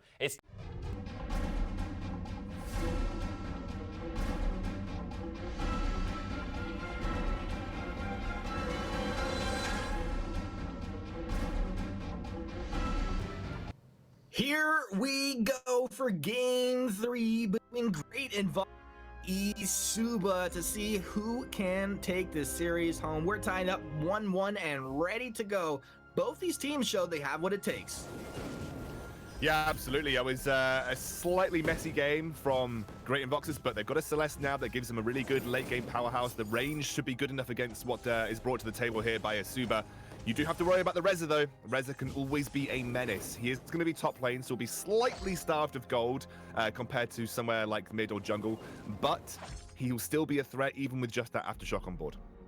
Yeah, always have to keep your eyes on that. I mean, Rez is one of those heroes that honestly, I think when played most effectively, is just that surprise factor shows up and suddenly someone's dead. And if he can make that happen, it's going to be great for his team. Crystal Treant being contested over here, but it looks like that's going to go the way of Sweet Honor, although Sweet Honor is incredibly low. Dash forward, Marnie getting a lot of damage down, but they're going to respect as the healing flask comes out, turn around, take this double camp, a little bit of efficiency for themselves. This is so weird. Just having played sort of tier 10 and above in Europe, the way that you generally tend to approach first CP buffs is you invade their CP buff because you have your bottom duo. Your bottom duo is going to be your jungler and your bot laner. You push the bot lane wave in, you meet your mid laner and your support, and you take advantage of that opponent's CP buff side jungle. Great Invoxers try to contest their own. Then they end up in a 2 versus 2 versus a Blackfeather and an Alpha, which again, early game is going to be a bit of a pain for Celeste if they can get on top of her. They end up getting forced out of lane. They lose minion waves. They do get their own CP buff, but it was by pure luck with a steal, or you could say calculated, I guess. I mean, I would say calculated on that one. Okay, I would give them the benefit of the doubt with calculated, but it's almost a 50-50 shot, right? In a lot of instances, it's almost a 50-50 shot. Yeah. That was a risky way to play the early game. If you just linked up with your Sky and Fortress and got into their CP buff and then just traded CP buffs, it would have been much easier for them. Yes, exactly. And now the level advantage is there, Humanist. The level advantage, and Celeste is getting thrown out of lane. She's got 10 CS compared to 18. That's almost double CS now in favor of the Maline's back pocket. And this is just bad start for Celeste, dude. So, I mean, one of the ways I look at countering out heroes when to draft and pick for a game, I mean, there's a lot of different, specifically when I'm looking to carry a game, I want to know, like, how tanky is my opponent, and when like one of the triggers for getting strong picks is if you just see a squishy pick. Now, like, certain heroes fit that bill, like Kestrel, Celeste, and Maline having an advantage into the Celeste, and she's actually taking a lot of damage, should be able to kite back. It's gonna be okay. T3 over here, screwing up the Crystal. No, that actually goes over to Buka, so a nice take by Invoxus. This is gonna mean that they take a slight advantage here, but Maline into the Celeste, if she is able to land 1-2 abilities, she's going to take the Celeste down to like 25% health almost every time. I mean, this is going to be a dream. Post level 8, that should be really difficult. This is an interesting move from Great Invoxers. They are low. They try and take their own CP buff. Again, Super made the mistake. They actually tried to contest their own CP buff, and that ended up losing them that fight, but they do rectify it by going straight in as a 4-man unit and taking the CP buff away from Celeste. So it was a good rectification. Jiraxis, only just surviving. Get him! Oh, so much fear. I can smell it from here. So overall, though, although we talk about all the good moves that Great Invoxers have been making, Super have been making, Great Invoxers actually have the minor gold lead, about 1,000 gold there or thereabouts at this point in the game. The only thing I could probably attribute that down to is the difference in CS in the bot lane potentially. There's small CS differences opening up that could bring you that total gold difference now that you see for Isuba. Almost the setup here in mid as you see the Merciless Pursuit, and this is one of the easiest combos in the Merciless Pursuit into a core class. You're almost guaranteed to land the follow-up stun if that Celeste was in range. Just playing a little scared there, not quite sure why, but they're going to be okay. Jindak now back into the mid lane with Mattis. It's just kind of a farm zone at this point. Daggio's going to get back. I would really like to see some pressure come out onto the Celeste in the next couple of minutes. I mean, you made a good point. Like, as Celeste, if she can easily get to level 8 and beyond, life is going to get a lot easier for her. So it'd be nice if they could do something here. By the way, we haven't really talked much about the compositions yet, Humanist. If you look at what Great Invoxers are running, it's essentially a triple support. You're running Catherine, you're running Arden, who's gone for the Crucible first, and you're also going to be having a Fortress who's likely going to be building fairly tanky. So you're going for a heavy Protect Sky Celeste composition here. This is an interesting trade here. The rotation... Alpha was in top lane when that Crystal Treant started up, and then tried to move down to try and do something with his team. Now he's 30, going on 40 seconds here. It just feels like a complete inefficient rotation. But now, potentially a fight to jump in from Marnie. Looks like Attack of the Pack is actually out here. Infinite Reboot down on the Alpha. Alpha's gonna be the first to drop. That's your first blood. That's actually 2 kills for Great Invoxers to start it off. 1 will be returned as Buka drops down on that Sky, and now trying to kite back. Can they get... yeah, they've got the damage. This is gonna be actually another kill. 3, 4... Oh, I'm trying not to cuss here. Kills. 6 minutes in. They take 4 kills off the back of that fight. And hashtag where's my Reza? Yeah, Reza is super needed in these team fights for Isuba to be able to dive onto that Celeste or that Sky. They just didn't have the item spikes necessary 2 Serpent's Masks on Alpha and Blackfeather respectively. Not enough right now to be able to strictly burst out these heroes of the Celeste and the Sky. Sky even face tanked their entire composition for that entire fight and still didn't go down. Unfortunately, the damage just isn't quite there yet, and you're not even at your first item for Maleen, so that was a nice collapse on the team fight there for Great Invoxus, and Isuba overall just need to wait a little bit longer before they can execute and try and go for these blow-up Celeste-style fights. We also definitely need to have Reza online, who's gone for a Spellfire first. Interesting choice of item there, first Humanist. It's going to reduce the barrier from the Arden, potentially reduce some healing from a fountain if it ever comes out, but I mean, what mortal wounds are you really that worried about this game? Serpent's Mask on Sky, maybe, but you could probably work that in somewhere else. I think Maleen definitely is going to go for it. He's going to go Aftershock second, so I think they won't fight until that Aftershock is online, Humanist. Yeah, and that means that it's just going to be that much more of a for the Celeste, who pretty much had a huge fight gifted to her. Now Great Invox is moving in. They're feeling confident. Death from above is going to be blocked off. The gauntlet comes down. Looks like they're going to be able to find another kill, making the score 5-1, 7.5 minutes in. Plus a gold oak. Sweet Honor not even being threatened at this point. And this is starting to be a feels bad man for Isuba. I really like this from Great Invoxes. They've got the Aftershock on Fortress, a little bit of burst damage coming out from him. The Spellfire, which gives you a decent-ish mid-game spike with the Celeste. They're going to continue their pressure. They know that they are in the lead in terms of item power spikes, level power spikes, but also in terms of global gold too. I love this aggressive stuff coming out from Great Invoxes. Now, a really good thing for them to do would be to rotate bot as a unit and take that bot lane tier 1. This should be an easy take for them, barring that they don't take some turret aggro and make some kind of sloppy mistakes. Now, they're in with a Merciless Pursuit. Death from above cuts off the escape. D3 taking a lot of damage. Netiform Detonator trying to reposition, but this is a dead Reza. Reza having minus impact at this point. Not even 0, this is negative impact, you scoundrel. And Marnisar over here just watching his turret go down, trying to clean out the escapes here. I don't even know about this. Maybe it's space created. He's down into the Infinite Reboot, will be dying. And you look into top, so Warren is maybe taking a turret there himself, but nothing really happening in mid either. It's good trade of pressure from Warren, and he's farming up. This is what a Blackfeather's going to need to do. Get that breaking point online, get some defenses behind you, and then suddenly you're going to become a significant threat in these fights. But I don't know what the Reza and the Alpha were thinking trying to defend that. You're going up against a Sky, a Catherine, I think the Fortress was there as well. That is so much tower dive potential, with so much longevity attached to it as well. 2 versus 4 trying to defend a tier 1 turret. Just give it up, bro. Just give the turret up. You don't need it. Just get it up. Warren, I think it's time to leave. I think it's time to get out of here. Ruse offensive. Core collapse is there, and you're dead. That's 4 heroes from Great Invoxes. A nice little cleanup there.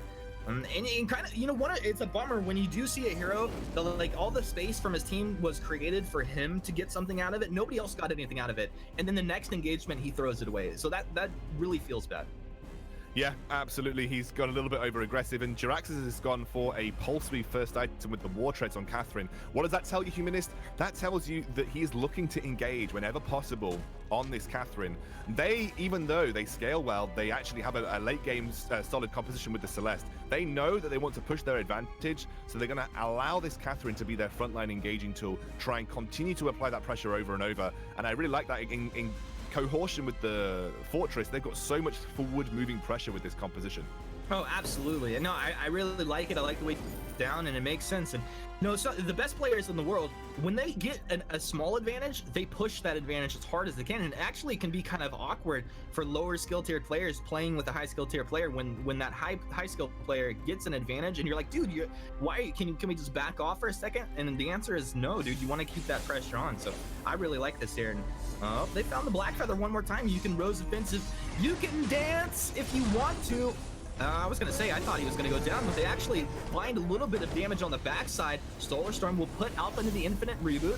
Blackfeather dies on the top side of the fight. Alpha quickly to follow. Looks like Adagio will be able to second as the double kill comes through for the Fortress. Sky finds the Reza. Maleen's down. Hits the ace in your face. 11 minutes in, putting up Great Invoxes 13-2. Doing good. How about you?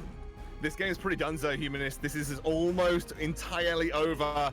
Isuba had nothing in this game. They threw it away with that second rotation, I feel, where actually they had the advantage from the early game. They tried to contest their own CP buff and kind of threw away a lot of pressure. That pressure has now gone down the drain. You've got really good late game scaling, already 2 items on the Celeste online, 2 items with some defense online for the Sky too, and you just don't have the damage output to burst these heroes. You want to be like 2-tapping this Celeste, but you're just not able to. They just don't have the damage. Yeah, the damage wasn't there, but and this is looks like it's going to be another easy kill, putting them up 14-2. In fact, we might lose the Maline here. Yeah, rest in peace, bud.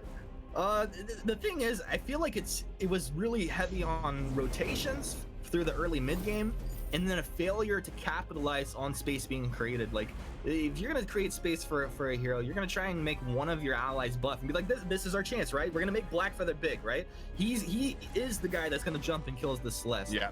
But then he gets focused down multiple fights in a row, and essentially you've thrown away all hope you have in the game, and that's why I hear you calling out the GG. But I don't know. This is a miracle. Feels like a 95% chance that Voxes win this one. Yeah, I think so too. The problem with the Blackfeather in this composition, Humanist, is he doesn't really have anybody that supports him. All of their composition goes in or goes home. They've got Alpha, they've got Blackfeather, they've got Reza, even Maline to an extent. If they get engaged on by the Catherine, or engaged on by the Fortress, or even with the Ardent Gauntlet, they have to make a decision. Do we run through this beefy front line to try and get to that back line, which we can't even burst, or do we kite backwards, which we're absolutely useless at doing? We've got another fight. Another fight coming out here. Blackfeather's made the call to jump in. He's actually going to try and get onto the back here, but he's slept and taken on down. Alpha will get there with the Termination Protocol, but there's no damage coming on through. 3 down, 4 down, make it 5. Nobody's alive. Great and Voxes take their second ace. They'll take the armory just for style points. Pad those stats, baby. And this will be the Vein Crystal going down 13 minutes in. How about those apples, Excoundrel? Well, I mean, it was kind of sold from about 5 minutes that this was looking like a game that Great Invoxers were going to win, and they do. They take it 2-1 over goodbye to them. It was not clean on either side, Humanist. I want to lie and tell you that it was, but this was probably the cleanest game. I lie to you every day. It was probably the cleanest game for Invoxers that we've seen over the course of the last 3. The item builds were really solid this time round. I think that they got their carries into a position where they could be protected really easily. The super composition was can I say it? Trash. It was really bad. And unfortunately, they didn't have the support for a Blackfeather. He was getting mullered by that front line. Too much CC for him to deal with. And just Rose offensive is good, but not that good. Well, there you have it from our colorcaster, breaking it down for you. Great and Vox is taking this series 2-1, looking incredible. And with that, we will throw it back over to Munchables and Tasty Bacon. All right, what a game coming out from Great Invoxers in the end. 20-2 final score. Maybe A-side is just OP. Like that seems to be the theme in this series. I mean, it's just one series, not quite a large enough sample pool for that, but for sure, the A-side in this series definitely had the dominant factor going for them, especially in Voxes. You know, their 2 wins look very controlling, whereas, you know, in their loss, they at least still had some signs of life. They kept it close, but when they got their wins, they just took control early and never let go. Yeah, and that one especially was the fact that they were able to just force these 5v5 team fights as well. That was why the kill count was quite so high, was eSuper were desperately trying to battle them, trying to go toe-to-toe, but if you're that far behind, you're never going to win those 5v5s. Yeah, you have to, the only way you can try and look for fights when you're behind like that is to try and pick someone off, catch someone out of position, and look for kills that way. You cannot look for full-on team fights because you're just going to dig yourself a deeper and deeper hole. Absolutely. What a fantastic game coming out. What a fantastic series coming out from these 2 teams, though. Great Invoxers are going to be moving on in our bracket, and importantly, that means they now have the opportunity to face Clash next weekend. Now, let's talk a little bit about that best of 3. Great Invoxers versus Clash. How do you feel that one's going to go? Like, obviously, it's kind of the David and Goliath. I'm not going to sugarcoat it too much. Clash is an incredibly strong team, but how do you feel Great Invoxers can tackle that challenge? It's going to be tough because based on what we saw, Clash just plays a very different style that, from what we've seen, is not something that they're going to be able to deal with. I mean, the style that Clash plays is just that all-in, heavy aggression right off the bat. I mean, winning games in 9, 10, 11, 12 minutes, and that isn't I haven't seen enough from Great Voxes to show me that they would be able to deal with that level of aggression early on. So I'm very worried for them in that matchup, but they do have a week to prepare for that. Yeah. They can work on that style. They can try and find themselves into a situations where they can figure out how to deal with that level of aggression. And obviously, it's an opportunity as well for them to try and withstand that level of pressure, that level of aggression, because it's not an easy task, but you don't get that many opportunities to practice against that either. Clash is an incredibly strong team, so I'm excited to see how that one's going to match up next weekend. But it's time for us to move on with our day. We're going to be jumping into our second series, which is going to be Historic Esports going up against Sourblood, and we're already heading on into our draft for this one, jumping into our second best of 3 of the day. And we'll see how this one's going to be starting off. We've got Historic on our A side, and then we have Sourblood over on our B side of this one. But it looks like Fortress will be our first bet. Yeah, and that's, again, one of these matchups where the names aren't super familiar, but once you see some of the players, you'll start to recognize them. Historic Esports actually has been in the Challengers before as well. So, again, you might recognize the name if you've been around, but once we see the rosters, you'll recognize a couple of the names from preseason or previous Challenger matchups. But right now, it's all about this draft and taking off the board the things you don't want to deal with. Like you mentioned, Fortress, obviously being one of the first bans, but it's always interesting to me to see just what gets left open for this first pick. Yeah, absolutely. Arden is actually going to be the ban coming away here, so trying to deny both a captain pick and a top lane pick there. Arden just all around incredibly strong right now in the meta, so fairly unsurprising to see that banned away. But things like Reza still available right now. As I say that, it is going to be banned away, so not going to be seeing that one in this game. But let's talk through the rosters really quick while we have an opportunity to introduce these players. So over on our blue side, we have our team Historic Esports. It's going to be Austria Maseru, we have Le Pacifisto, we have Mr. Rayofi, Siyun, and then Electro to round it out. And over on the side of Sourblood, there is, of course, Sourblood is one of their players. You have Saiyans, NWO Dr. Dre, Makeezy, and Wallix to round out their roster. But now we've started to get some picks coming through. See, obviously, Kinetic going to be taken right away. It's one of these picks that it's going to be pretty much, again, either banned or picked up in this first rotation just about every game. Yeah, absolutely. Kinetic, incredibly strong, but the Baron, I'm excited to see. This is something that's been creeping back into the meta a little bit, the weapon power Baron.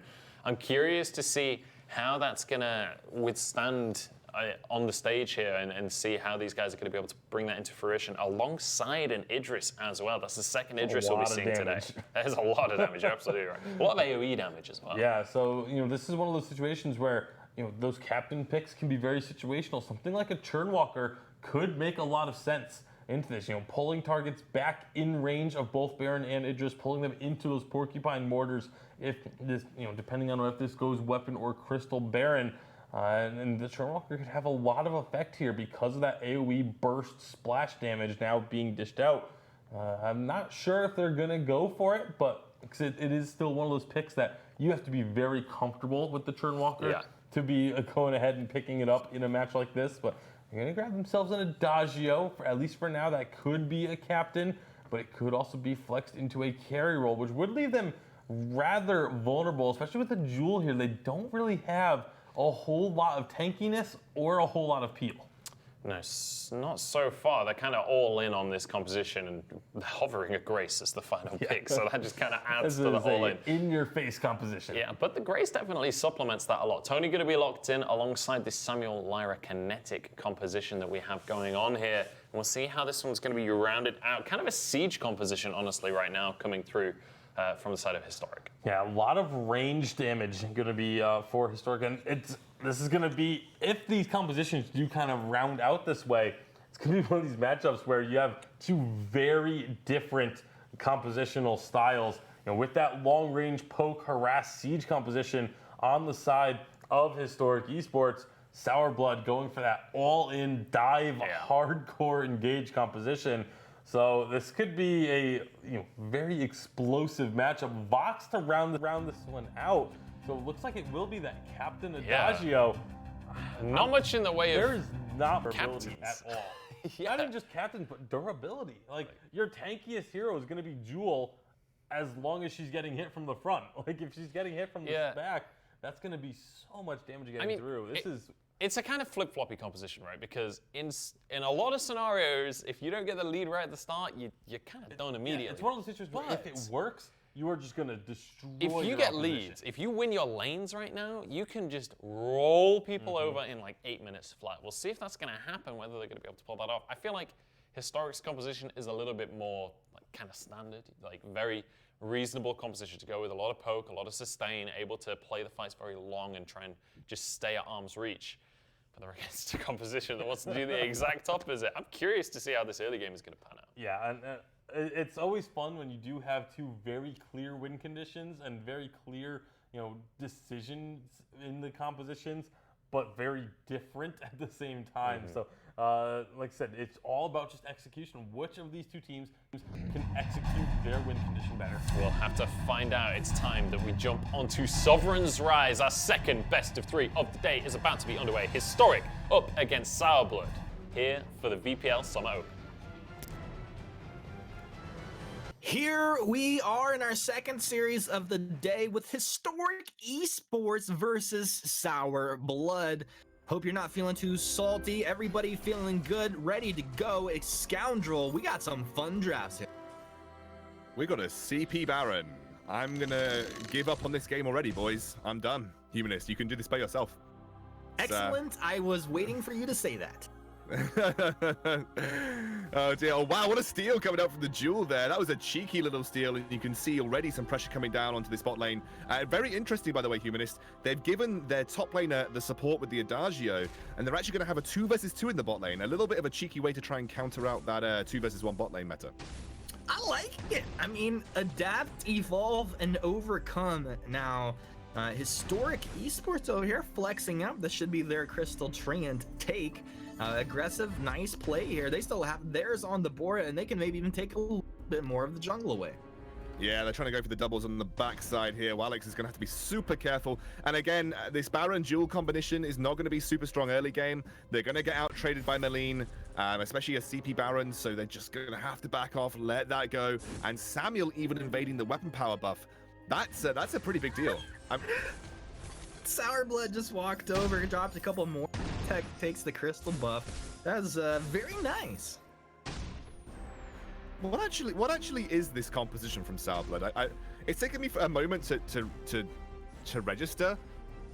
Samuel's... Dude, this is like just get wrecked composition right here. This is massive damage, completely overpower your opponents and potentially lose the game. I don't know. First blood for Samuel. It is drifting dark. Feeling good about that. Get your Corrupted Genius, bro. Get a little bit of regen. He's got that weapon buff. He'll take it. This is on the Malice. The verdict is the second will not land as well. Ostramasaru. How do you say that name? Ostramasu, yeah. Ostramaseru. That's it. Ostramaseru. I played with him a good few times. He's a good captain. He's on one of his best heroes, which is his Lyra. Okay. The composition from Historic is pretty good, though. It's pretty solid. You've got a Meline. Samuel top lane is the interesting one for me. I wasn't expecting that, but I think given the composition that they played up against, it's not the worst pick in the world. I am trying to make sense of this composition coming out from Sourblood right now. They've CP Baron that seems to be supported by a CP Jewel in the mid lane, and an Adagio that's sitting with the Idris in the bot, and then a solo Vox top, well, solo Vox bot on their side of the map, but that's definitely a unique way of taking on the game, Humanist. I mean, I like it. What do you mean? Is like you got this jungle Jewel, right? That's rotating around, playing a little bit of a captain role as well. No, Rocket Leap over the wall. Look at that. How about that one? That was pretty nice. Gets himself away. But it's like you're just a slower jungler slash captain. It's just kind of a hybrid role. And if he can get decent farm, like it doesn't have to be great farm, he could still have a large impact in the game. I mean, yeah, the point is he's got to get farm. So I'm guessing it's all going to come from the ambient that we're getting from the lanes. Is legit. Yeah, no, it is, but he needs to have an impact in the mid game, otherwise he's not going to have an impact at all. Like if you go through this game like severely underleveled on CP Jewel, sitting on just one Shatterglass for 10 minutes, there's only going to be a certain point in the game where you're actually going to be useful, and that's going to very quickly pass you by.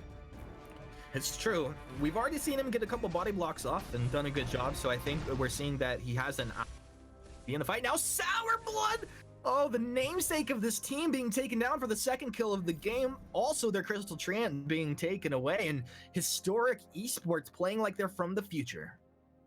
Yeah, they're just, at the moment, I think there's a small skill difference between these two teams. Well, not small. I'm pretty sure it's like, I know a lot of these players from tier 10 solo queue from the Historic squad, and you can kind of tell by the way that they're playing the map. This is very classic EU meta, by the way. Very aggressive on the CP buff. You combine your bot lane and your mid lane duos to try and take total man advantage of that CP side jungle from your opponents. And because it doesn't look like Sour Blood are organized, right now, Historic are getting their own jungle and they're getting Sour Blood's jungle, which is a massive boon for them. Mac Easy got Mac wrecked. 3-0. 3-0 right now is the scoreline, as you said. I literally just repeated what you said, but right now, Dude, I mean, it's all going... Colorcaster. A classic Colorcaster. How about Jewel, huh? I mean, that's how you make the plays there. They still get turned around and wrecked, but it felt real good, man. And honestly, if someone would able to follow up on that Jewel, help the Jewel out here. Dodgeo getting chased on down, turret aggro onto Historic Esports, but they do not care. They simply are too strong. Look, dude. If I was level 3 versus a level 6 opponent and I had the cojones to make a rocket leap onto the top of their team like that, I wouldn't even be mad. No. If I had a guy do that in my game, exactly, I wouldn't even be mad. I'd be super impressed that he thought that he was gonna win that. Dude, honestly, I could lose the series 2-0, and after a rocket leap like that, It's the kind of stuff you dream about, isn't it, Humanist? It's just the kind of stuff that you dream about as a duel. Only like when you're not having nightmares. A triple man rocket jump with a 3-level disadvantage, and you're still coming out looking like the awesome player. Yeah, that's the kind of stuff. That's the stuff that you dream about. You know, what are you gonna do? Dr. Dre, quite the player, and I would only expect him to continue to lane these. Has an incredible eye for where he needs to be on the map. Level 4 Jewel, not the strongest power spike that we know for this Jewel, especially the CP Jewel as well. Now, Ghostwing taken up here by Historic Esports. Bada boom! Bada the wrong way, trash talk, as Cyans was trying to get back. He'll get pulled back in, but it's not going to be a problem here. They got the Ghostwing buff over for Historic Esports, plus they get that Crystal buff as well. And these guys can pretty much do whatever they want at this point. Absolutely. I mean, it looks like it's almost a full CP composition, including a CP Idris coming out too, and they're going to just be running with the Vox as their weapon power carry. So a very heavy damage threat composition coming out from Sour Blood. If they can somehow, by a miracle from SEMC, make it to the late game, then they are going to have a significant damage output. But right now, they're just getting schooled all over the map. Yeah, it looks like they're going to be okay here in mid as 3 heroes dropping down low. Oster Masaru doing a good job to keep his Malini healed up and keep the pressure on now. Siyun moves up from top, the Malice and Verdict doing good work. And, you know, Scoundrel look down into bottom. You got 2 heroes from Historic Esports. They're going to shove the T2 turret down completely uncontested. They can rotate into mid to apply pressure. They can take the jungle away or stay down in bottom and continue to just choke this Idris out. I know, and if you look at the difference in farm between the 2 respective bot laners, you've got 16 on the Vox, 50 on the Kinetic. I mean, it's a massive differential at this point. It's going to be so hard for Sour Blood to come back through. And at this point, it is Historic's game to throw. I mean, they have kind of been winning from the get-go. They have now got a almost 10k gold lead at 8 minutes. I have never seen a Vainglory team lose from this position. This would be a first for me if that happened, even in solo queue. Ew. Actually, no, that's a lie. That's a lie. I have seen this happen in solo queue. It's EU after all. But this is still a really strong... Trash talk in your own region, huh? You make my job easy here. I know, mate. I know. But this is Historic's game to throw. Historic Esports, maybe named because of the historic throws. We don't know. It could be aptly, potentially not. But right now, we do know one thing, and they are playing lights out. The first 8.5 minutes of this game have been impeccable. Sour Blood need to clean some things up. You know, you're questioning the draft. Some of the rotations have been questionable as well. But one thing I do know is that there could be some rubber band gold coming back their way. There's a large advantage going over to Historic Esports, and there's a lot of damage output potential if some crazy dives happen. Yeah, absolutely. The problem is that they haven't really hit item spikes to make that relevant yet. They've got 1 Shatterglass on the Baron. You need your Clockwork online, I think, before he starts to really output significant damage. Oster Amasu's 1v3ing at this point. He'll have to be careful. No cares in the world. Simply Well, no cares in the world. Now, up in the top, it looks like the Tauntaun to Vox. Vox bursting on down. That's going to be 10-0 plus 9-Night. Swalix taken down. That was very easy kills as the damage follow-up on 2 disables there. Rocket Leap into the wall. Dr. Dre! That was not what we're looking for. Go produce us an album. Sour Blood getting, just ripped apart a triple kill. Top out. This is X-rated taken over here as Sour Blood getting completely dismantled. Well, look, I think end of the day we have to respect the fact that there is some severe solo queue differences in terms of these players' skill levels. Obviously, we're looking at tier 10s versus tier 7s. This is the kind of game that you would expect from that kind of result. I will give credit to them. They are sticking it out. They're still trying to make proactive plays, but the level and item disadvantage at this point in time is probably going to be too much for them to come back from. What I'd like to see Historic do is just go for Ghost Wing, look to continue to push down that mid lane, take a big resounding team fight, and just put them out of their misery. Sounds like you're the one that's miserable right now, Scoundrel. I'm the one waiting for the amazing comebacks. I will not give up on Team Sourblood over here. I think... Okay, I'm going to buy some Team Sourblood stocks right now, Humanist, because they're at an all-time low. But if they... value. Exactly, if they win, that's insane value. But they're already better than, I think it was, Great... What was that team that we just cast? Great something. Great and Voxes? Great and Voxes. They're already better because they built a fountain, so they've already won it over in my heart. Wow, I mean, Great and Voxes were pretty good as well. Cyan's taken down. Mac Easy, you better get back. Looks like they put Dr. Dre to sleep as well.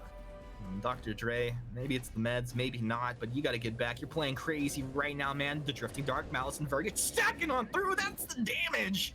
Sayun getting himself out of here. 15 kills, 11 minutes in, as they are just hammering down over here on Sour Blood. And I believe that something can happen on this side, but I want to see some plays. And the question is, like, what would be like the perfect combo of plays or of abilities to find a kill? Like, what would have to, like, you have to land ability from every hero. I like this theory crafting time. Right, let's go.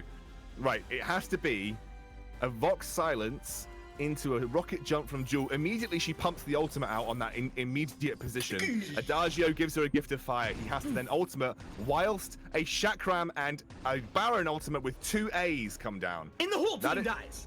Yeah, that's the only way. That combination of abilities right there is the only way. I think if I was losing a game this bad and I landed that combo and we just kill the whole team, I would disconnect. I would take the loss after that and be like, look, you guys, we got to give you this one. Right now, though, Historic Esports hammering down. Joel, you gotta get back, bud. Hey, you're not dead. You didn't. He's like, yeah, I died. It's one of those things. Oh no, this is big. It's the AFK bait, Humanist. He's baiting them in for the big combo we talked about. Oh my God, Dr. Dre with the AFK bait. The Drifting Dark Malice and Verdict stacking up. He'll take 1, almost taking 2. Dr. Dre really just body blocking for the turret. You know, he's like, I'm too strong from the front. At least I'll give him the chance to body block from the side here. Oblivion will put Baron to sleep. Sour Blood, you gotta get back. It's not gonna be enough. He's down 17-0, 13 minutes in, more than 1.2 kills per minute. I don't know, check my math, 1.13, something like that. Look at him. It's gonna be over. He's doing it. He's delaying the minion wave for them. They can't take the mid lane. They can't take the mid lane. I haven't seen a strategy like this in years. No, exactly. This is next level coming out from these guys. Insane play from the Jewel right here. Dr. Dre waiting for the next episode. And the next episode is death. I like it, man. Just remastering the new Mac Easy, not really helping out with that. It's gonna be Black Claw. This should be the objective needed to push down that mid-humanist and take the game. All right. Well, at this point, not much to say. You do have just Sour Blood getting kind of run over here. And it did feel questionable as far as the draft. And in the very beginning, that was your main. It didn't really play out. There was sometimes you can see these cheeky drafts come out and something awesome happens with it. But really just nothing here. And big red buttons getting used on a CP to not find anything. It doesn't feel good from our perspective. I'm sure it doesn't feel good from their perspective. Bolivian puts 2 to sleep. Mac easy taken down by the Tony. Walix looks like going to be second to go down. Verse does come through, but it's not really going to matter. Look at that value. Oh my god. When the Malice and Verdict hits on to 3, that is the best feels you can have as a Samuel. It's going to be game humanist. It's going to be the first game going over to historic, surprising absolutely no one as we head into the next game in this series. You don't have anything to say here at the end? No. All right. Well, not much to say on this one. A complete domination over here as Historic Esports take game 1, 22-0. And with that, we'll throw it back to the desk. Well, what a way to start things off. Historic making a statement for themselves. What was that, 22-0 in the end? Perfect game. Just kind of waltzing through their opponents to Sourblood right there. That was about as one-sided as it gets in Vainglory. It's a little difficult to kind of break this one down because there's not a whole lot to say. The game was lopsided victory. I mean, the CS numbers, we were watching at like 7 minutes, it was like 42-21, and then 5 minutes later, it's like 70 CS to 28. Like the amount of CS discrepancy was insane. Yeah, I mean, the top lane, Siyun playing Samuel, just absolutely dominated his lane and was able to do whatever he wanted at that point. Let's take a look at our rosters for these two teams. The guys we've just been seeing on your screens. Take a look at Sourblood first. We've got Saiyans, we got NWO, Dr. Dre, sorry. We've got Sourblood, we got McKeezy, and we got Walix. Unfortunately, in that game, instead of forgot about Dre, Dre forgot how to play. Because that was not a very good showing. But on the other side of the rise is Historic Esports. Astra Maseru, Le Pacifisto, Mr. Ralphie, Siyun, and Electro. And it was Siyun that set that up. Yeah, absolutely. And Siyun was definitely the standout player for me on that Samuel, but also the rest of the team as well. Like at the end of the day, it was a perfect game, right? So like all 5 players, nobody died, nobody lost. Everyone had a massive CS lead, but like Siyun kind of set the tone for that game early by getting a CS lead and immediately walked into the enemy jungle, 2v1, finds a kill and chases the second one out to the lane. They got the second under turret. It was just, again, really just set the tone for that entire game. But now the question is, can they do it again? Because if you have a showing like that and then the next game you come out and it's all of a sudden a close game, or if you even lose the next game, like question marks start getting raised of, was that just a fluke? What are you not that strong? Was your opponent just kind of laying down for the first game, giving you a false sense of security? So for the side of Historic, it's actually almost important that they dominate Sourblood once again. I mean, they have to keep up this performance, but I definitely think that would be an interesting strategy to throw the first game in a single elimination tournament. That's kind of dicey play right there. But yeah, I think this, honestly, I don't want to speak before it's happened, but I feel like Historic, assuming that the draft goes in a similar way as it did in game 1, it feels like Historic. Silver linings. I know you are, but I don't want to just like mislead the audience. That was a pretty one-sided matchup. I'm just curious to see what Sourblood are going to do in this next draft. Whether they kind of stick to their guns and just play what they like to play in solo queue, or whether we're going to see something a little bit more cohesive as a 5v5 competition. Hopefully we don't see 3 Crystal Heroes once again. I don't think that plan really was the ideal way to, the composition wasn't really the strongest of compositions to begin with, and then to run all 3 of those carries as Crystal Heroes with the only weapon power on the team coming from the Vox, just really did not work out. The other side of this, obviously, we're kind of ragging on them at this point, and it was a very one-sided game, right? It was very clearly Historic's game, but at the end of the day, Sourblood, this is a self-named team off of one of the players. This isn't an esports organization. These guys, it's an open tournament at the end of the day. We're in the playing stage, and we're going to see newer players stepping on into the esports arena. And yeah, they had a hard time of it in that game, but at the end of the day, at least we're seeing fresh blood in the scene. We're seeing people step up and give it a go. And I mean, this time around, they are actually going to get themselves a Reza, so, or actually that's the other way around, so maybe less exciting. It's going to be a CP Baron though, once again for Sauerblood. Yeah, so they're really sticking to their guns on that Baron. But to your point, like at least they have the chance to try these compositions on the stream, whereas the vast majority of players won't have that opportunity. So it still says something to be able to be competing at this level to begin with, even if you aren't quite up to par with your opponents, you're still in the competition. Yeah, absolutely. Grace going to be locked in here as well for our side of Sauerblood, and we'll see where Historic want to go with this composition. They've got the Celeste. A lot of damage on their side. They have a huge amount of damage. Lorelei would be a decent pick. That water wall will protect those carries if they get in a tricky situation. But you have to think that final pick for Historic, I'd love to see something like a Finn. We've not seen Finn all day yet, but you need something to be that front line, to be that brick wall at the front of your composition. Yeah, and as of right now, aside from the Lorelei, there's not a, actually, I take that back. Lorelei and Reza both have a fair amount of mobility, but it is going to be another very, very squishy composition for the side of Sauerblood, as the only tankiness they really have will be that Grace, but we are going to see the Baptiste come out, and this is a pick that you and I were talking before VPL started of like, what happened to the Weapon Baptiste? We used to see it all the time. It had such a large impact in the preseason, and then it sort of faded away. Yeah. We didn't really see too much of it, but now it's going to be Sauerblood hoping that it can make a comeback here. Yeah, and we'll see how that's going to work out. Obviously, I'm a Baptiste player myself, kind of a one trick, honestly. So I'm excited to see how they're going to be able to do with that one as we head on into the game. With these compositions locked in, it definitely seems to favor Historic once again. They have a bit more of a cohesive composition, but let's talk a little bit about the new heroes in the game. And Anchor has been permanently banned so far. Kensei has kind of been a bit of a question mark. Kinetic, though, has been dominating matches. Yeah, and the Anka, of course, being banned all the time, and it's pretty accurate. My vision's not the greatest, so when I first saw his graphic, it said OP assassin, and I didn't even bat an eye at that. I was like, yeah, that seems about accurate. But Anka, obviously, the crystal power assassin, be able to burst people down, not going to be showing up. Kinetic, though, like you said, has been making a lot of plays.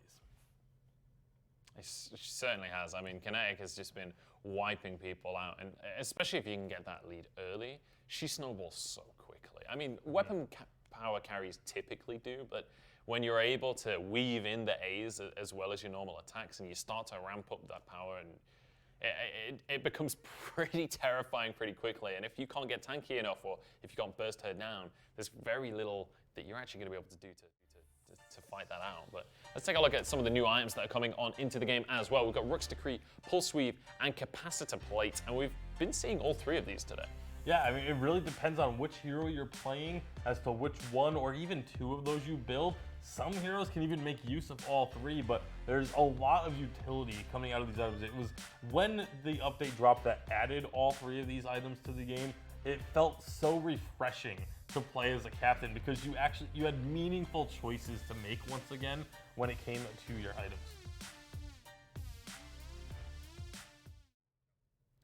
All right, I think we're just about ready to get on into this game. I believe the match is almost underway, so we should be able to head on to Sovereign's Rise very shortly for you guys. It is going to be Historic Esports going up against Sauerblood. It's time for game number 2 in this best of 3 to find out who is going to be moving on to take on Divine Vendetta. All right, we're into game 2 of the day against Historic Esports versus Sauerblood over here. Scoundrel, we saw Sauerblood get demolished in game 1, but the question is, what can they do here in game 2?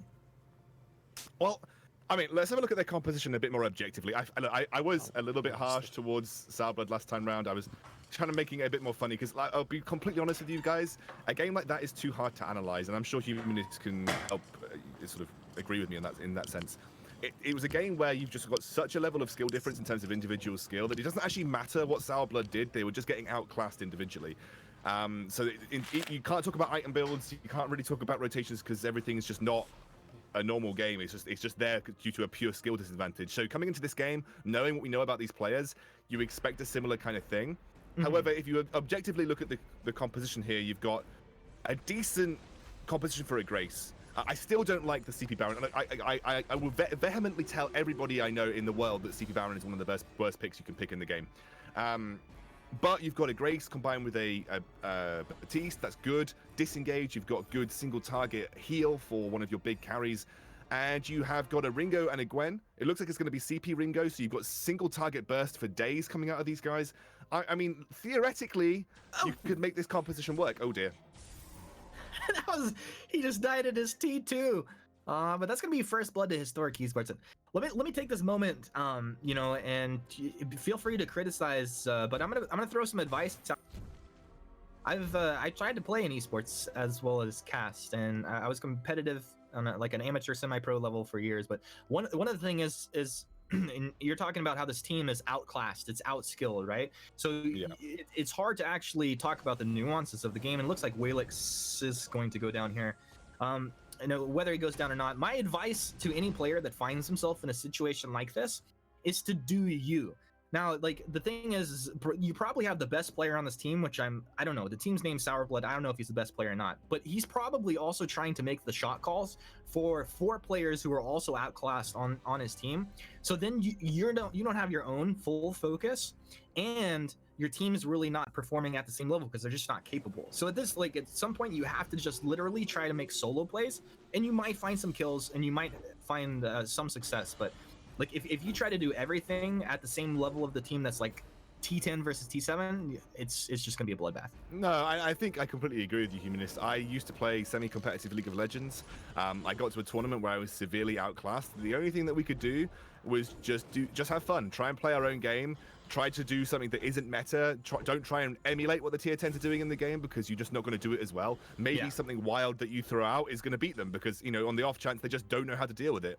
But if you look at this draft coming out from Historic, they've got Kensei, Celeste, Kinetic, Reza, and Lorelei. Like, these are 5 of the best heroes on this update.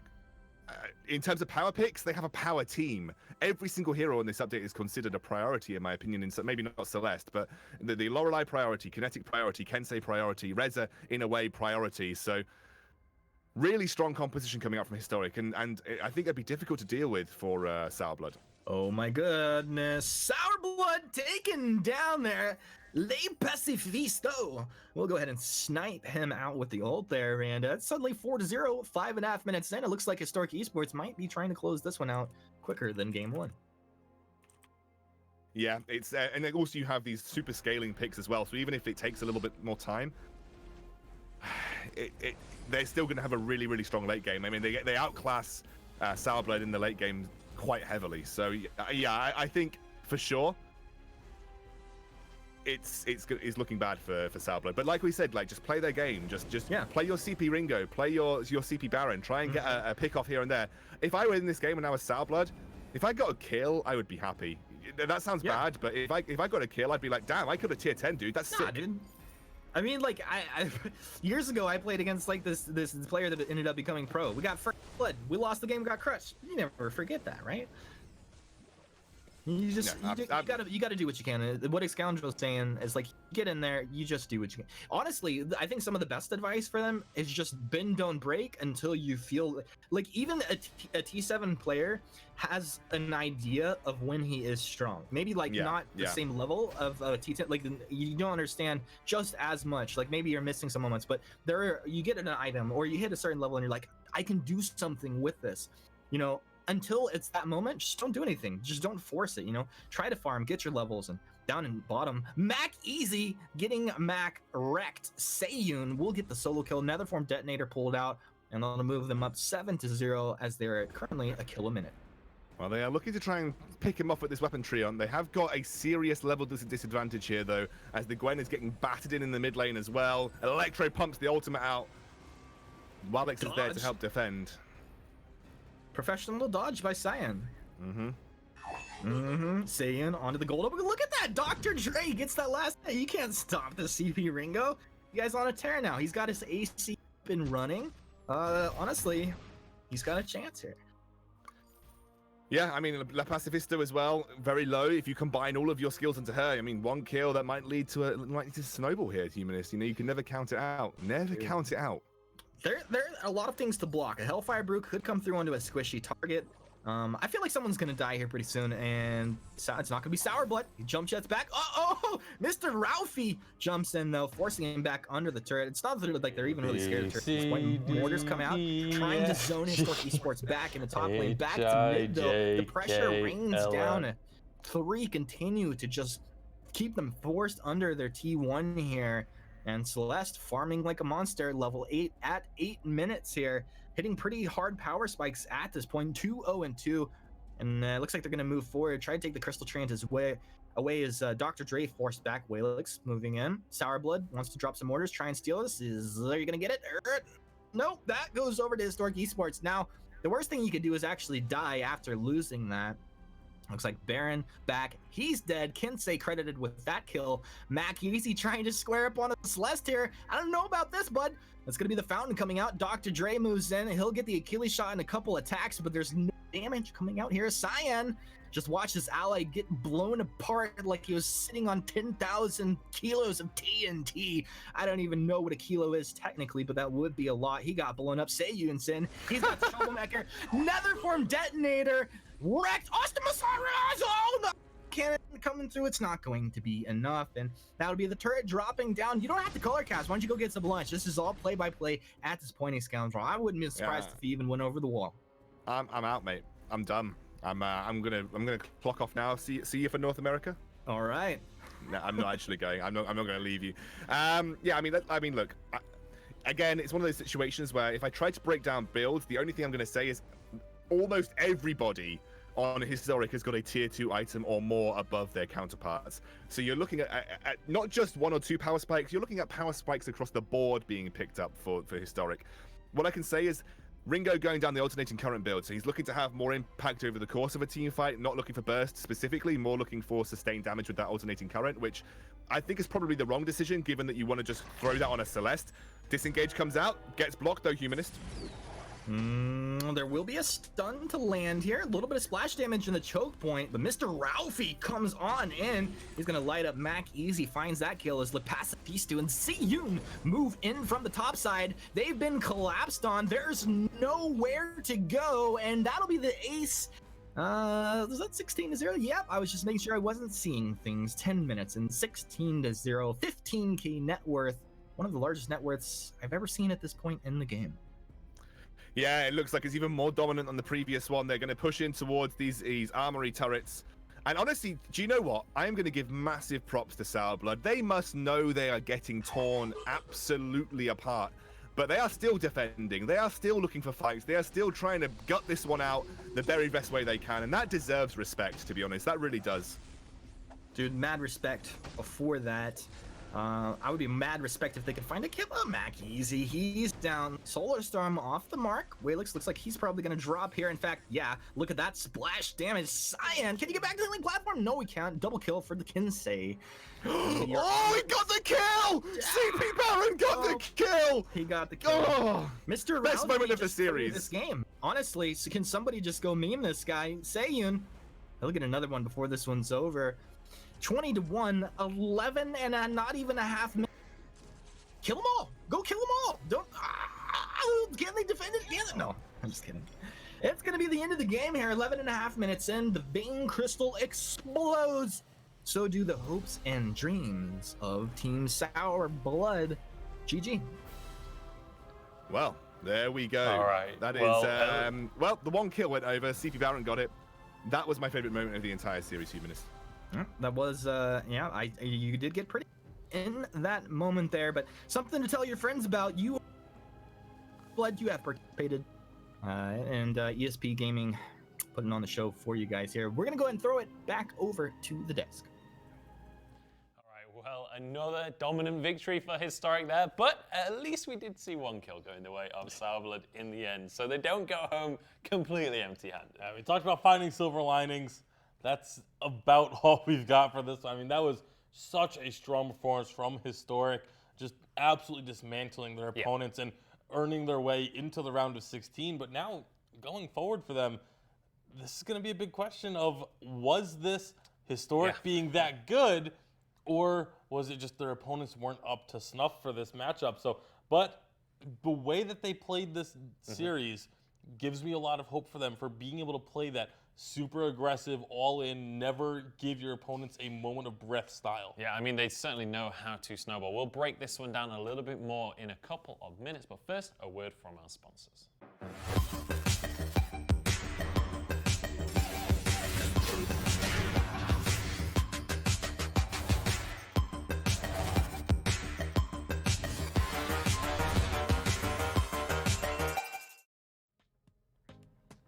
All right, so this is what the bracket looks like now after our European games here today. So, Great Invoxus managed to take out eSuper. They'll be moving up to take on Clash tomorrow. We had Historic managing to beat out Sourblood. And then finally, off stream, we had Little Godfather managing to take their game as well. So we have 3 of our EU teams decided, and we have some more matches happening tomorrow for EU. So then at the end of tomorrow, we'll have our round of 16 bracket decided. But definitely some exciting games coming in and some serious prospects on these teams that we've seen on stream today. Yeah, I mean, a lot of these teams, again, showing something, some signs that they might be able to hang with the top teams, but a couple of them, you know, not looking as confident in even in their victory, not really going to be showing too much that gives me much faith in how they would perform against a top team. But again, that's all speculative. We'll find out next week for sure with them. But like you mentioned, tomorrow we do get to see the rest of the play-in stage, rest of these teams that are looking to prove that they belong with the rest of the top teams. All right, let's take a look at our schedule for the rest of today. You can see the results from Europe there on your screen, 2-1 and 2-0 respectively. But later on, we're going to be jumping into our North American games. Now, it does say 12 p.m. PDT. It is going to be moved back slightly to 12:30, so make sure to check out the YouTube channel at 12:30. That's when the games are going to be kicking off, starting off with Jimmy versus Toxic Peace. And then we'll be moving on into Liberation X versus Carrion. And I know that's a match you're particularly excited for, Greg. Yeah, I absolutely cannot wait for the Liberation X matchup. They've just, again, the history behind that team, being the very first North American champion. I have good friends with a lot of the members of that team. Marto is going to be playing, who's one of my favorite guys in the Vainglory scene. And it's just something that I've been looking forward to, this kind of reunion of this squad. It's not quite the full team that won that North American Championship, but it's a lot of the core members still returning and looking to make a run. I'm excited to see what they can pull off later on today. Thank you very much for sticking with us through Europe. We're going to be back later on. It's going to be kicking off at 12:30 for our North American VPL. Make sure you're there, stick with us, and we'll see you in a couple of hours.